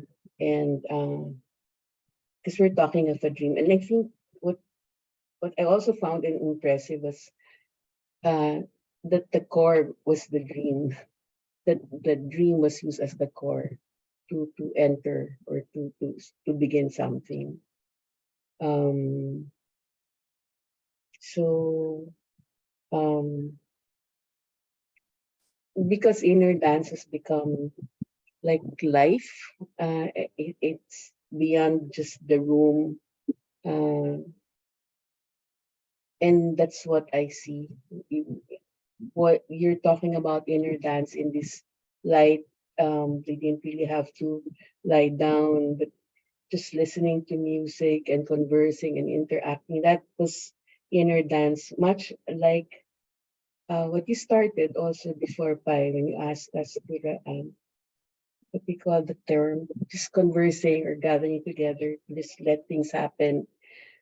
But it was there, it was the dance itself. So what I am seeing is more possibilities happening, creation. It could come in terms of art, music, even performing arts. No, that's what we do. I'm handling the performing arts committee of the high school, and honestly, it's not the teachers teaching. We just ask the kids what they want to present, and they come up with great works, combination. Sometimes they say they want to present something. This is the form that they want to present a particular theme, and when they're given that space and that trust, you're really able to come up with something. So I shared the joy, and there's just so much possibilities. Um, I know it's overwhelming because there's so many kids at the same time. And maybe if there's something to look at so that it becomes more interactive, is really how to um, break it down, maybe in smaller groups, so that there's also more exchange that can happen after the experience. That's all, Pai. Thank you. Yeah, wow, thank you. Teacher Maite has been actually holding inner dance for the children in so many different modalities for so many years now. I can't count anymore. So it's really nice to hear from you and see what you think about these. I think we could start to close. It's getting to be that time. So the question is once again, like, what's the point? Like, what are we doing? Where is this headed? Where is this coming from? There is already extracurricular activities in schools. Children are getting so much out of being with other kids, and all of these things that we do, these are interesting doorways. So it's one thing to hold the door, and then it's another thing to enter the room.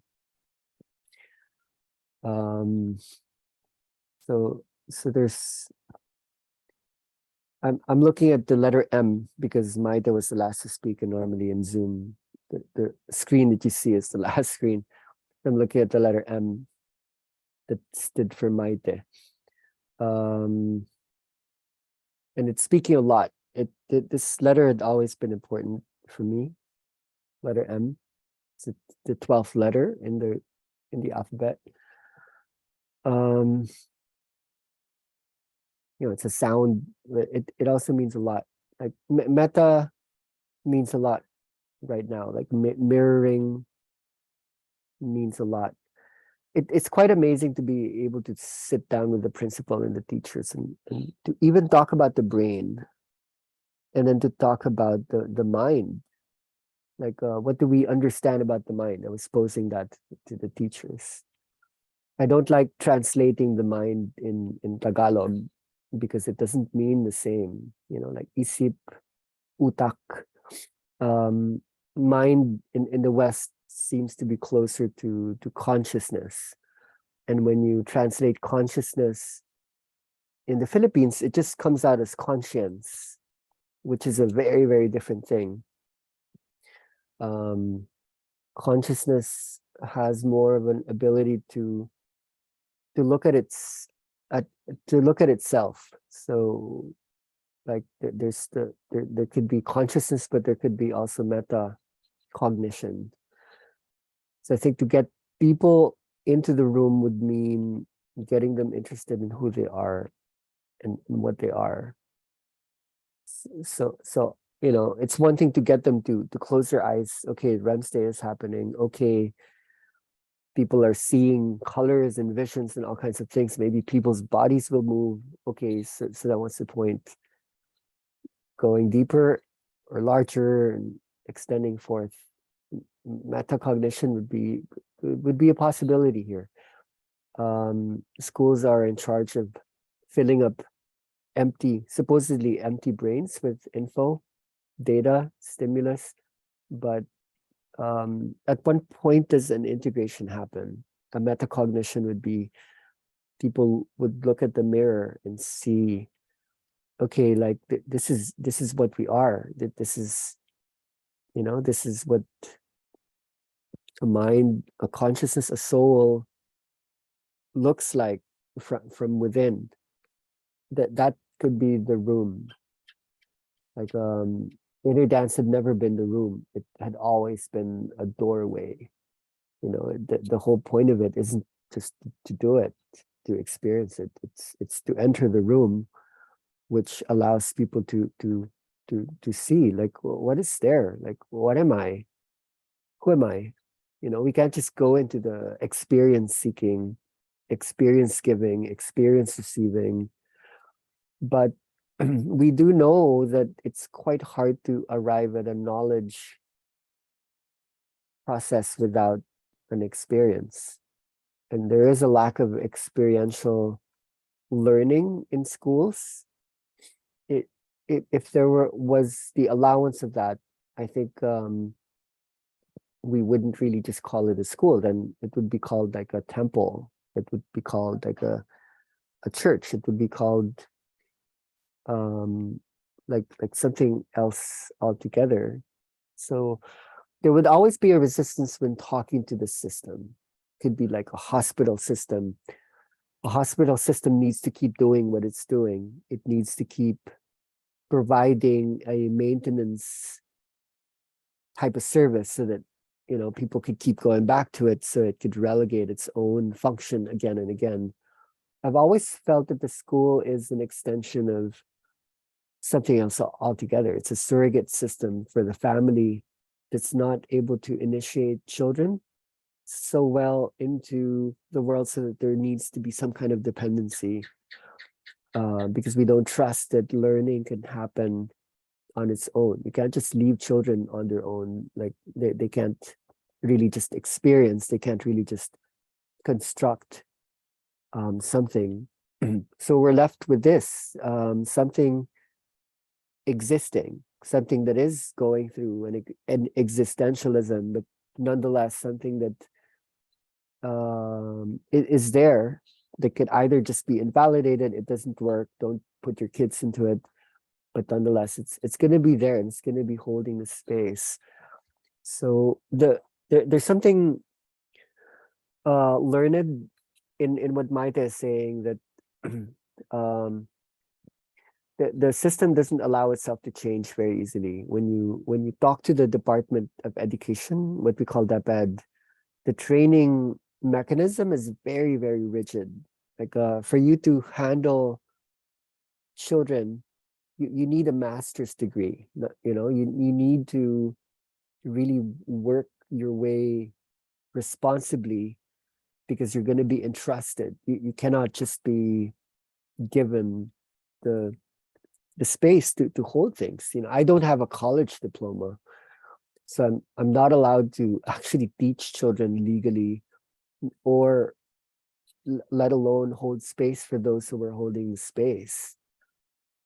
Just like, you know, like I'm doing a training for doctors when we pass through Manila 2 weeks from now. And I don't even have a college diploma, but what are we doing as space holders, actually holding the space for people within these institutions?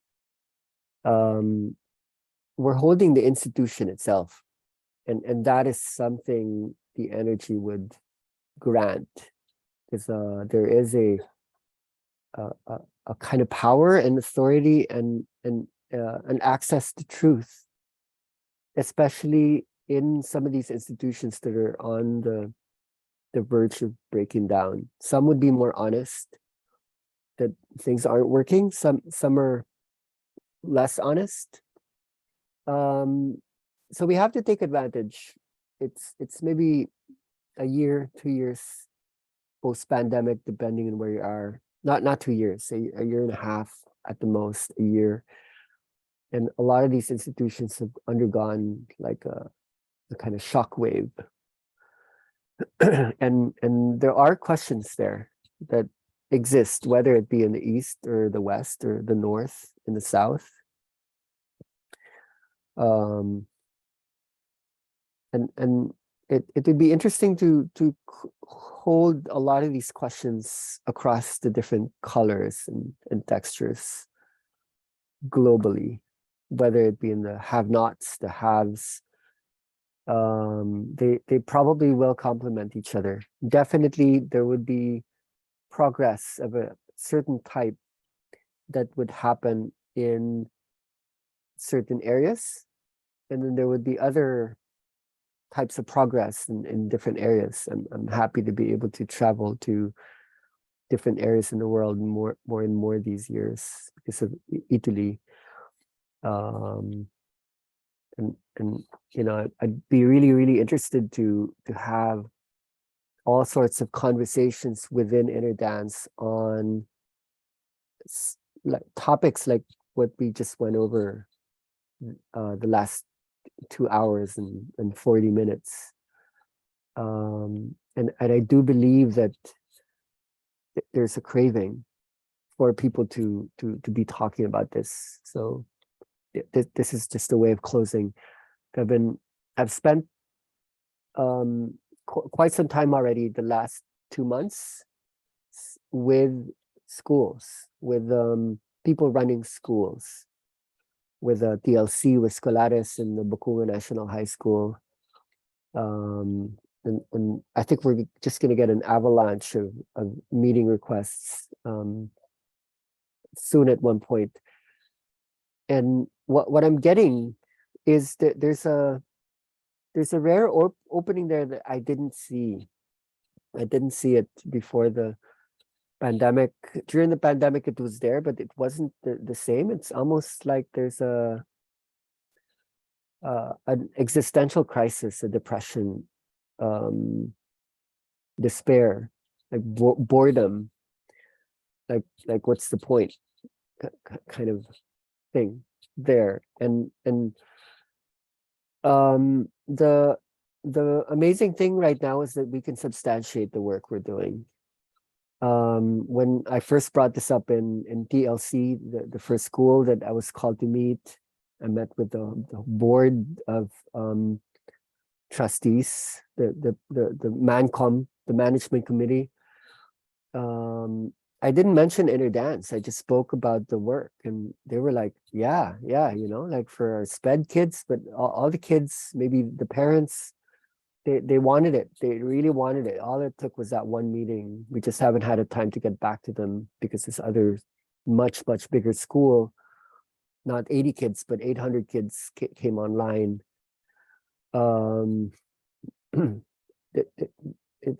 It's all over. It's just another kind of pandemic, to reuse that word that came up a lot of times today. That's not just about COVID.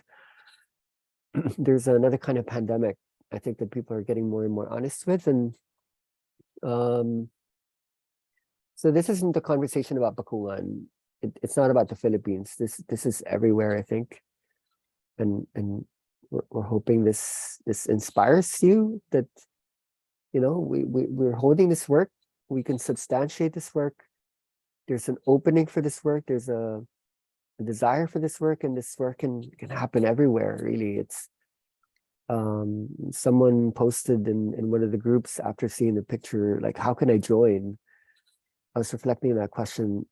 You know, this isn't like an organization. This isn't like a project. It's singular. This is everywhere, and nothing stops you absolutely from using your heart, your intuition, to know where you might be needed. And you know, so but I bring up the concept of scaling, whether it be in rich or poor countries, and we don't even know what that means, rich or poor. Scalability means what could work for one child could work for 100 or 1,000 or 10,000. So whenever we do even one activity, it's because we're doing it for everyone.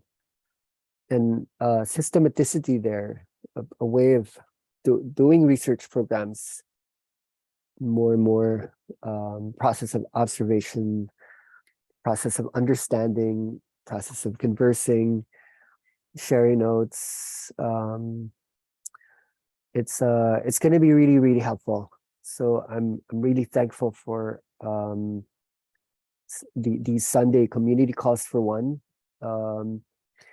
They're really quite valuable, because even amongst ourselves, it's quite hard to just process. We can talk about things, but the picture is really quite big. It's a big picture. It's a global worldview. And once you start speaking about it, so much makes sense, but you try to go back to it. It's like, what was that again? It was so clear at the moment of erudition, of articulation, but as it passes through, it's like, wow, that's really actually quite complex when you think about the reality of it. How much openness and how much resistance is there. So yeah, when Maite was speaking about the rarity of the teachers aren't allowed to change. They're not actually allowed to input anything from the outside. They're also not allowed to just make things up. They need to work within the syllabus, the curriculum. But seeing that the principal, the teachers themselves, and also this superintendent, the district supervisors, they're in the conversation and they're giving thumbs up. I think this would be like in many places in the world. So I think we're just going to keep on doing what we're doing, and hoping that this serves other spaces. And I really would love to see. I'm pretty sure there's so much happening all around the world. People talk about like best practice models that have been established. Inner dance is not established. It's emergent, and usually there's a lot of magic happening within emergence, within a space where something profound, powerful, spontaneous, and new, that's rooted in something ancient and old. That when people see that, when people see that, okay, that it's there, like that's holding a lot more than what I was seeing that got rigid and seemed holistic, but there's something coming that's 23rd century, super old, ancient, super alien, super, like it would demand something, like what would be this way where all systems are firing. So I think inner dance had always held something for learning, because it has an understanding of the mind. We cannot keep agreeing with some of the interpretations of inner dance being a canceling out or a shutting off of the mind, that the mind is not good, just take it away. It doesn't do much. It's the evil part. It's satanic. The mind just keeps thinking. No, the mind is there. The mind was there before birth, and the mind's there after death. The mind just doesn't know what it is. And actually the inner dance is an experience of the structures, the depths of the mind, not as a linear thing, but something that bears genius, intelligence, remembrance, and all these other things, that's going through stages of growth, stages of development. And it can't just be singular minds as well. It's it's the societal, not societal, it's the species level mind that's undergoing evolution, especially in inner dance right now. We're at the threshold. There's a lot of breakthrough happening on a brain state level. We're not accessing the brain in the same way, so we can't be attached to how we used to affect the body. The way people are sharing from their experiences the last months and years, it's just not the same.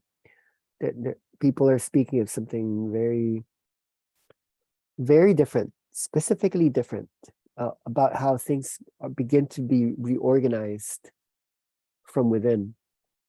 And a lot of these would be really pertinent for understanding how inner dance becomes applicable to the schooling system.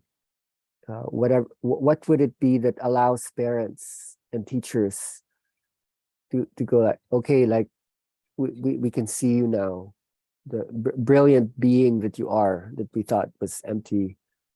We have enough context now as to what you are. We would let go a lot of the pressures and the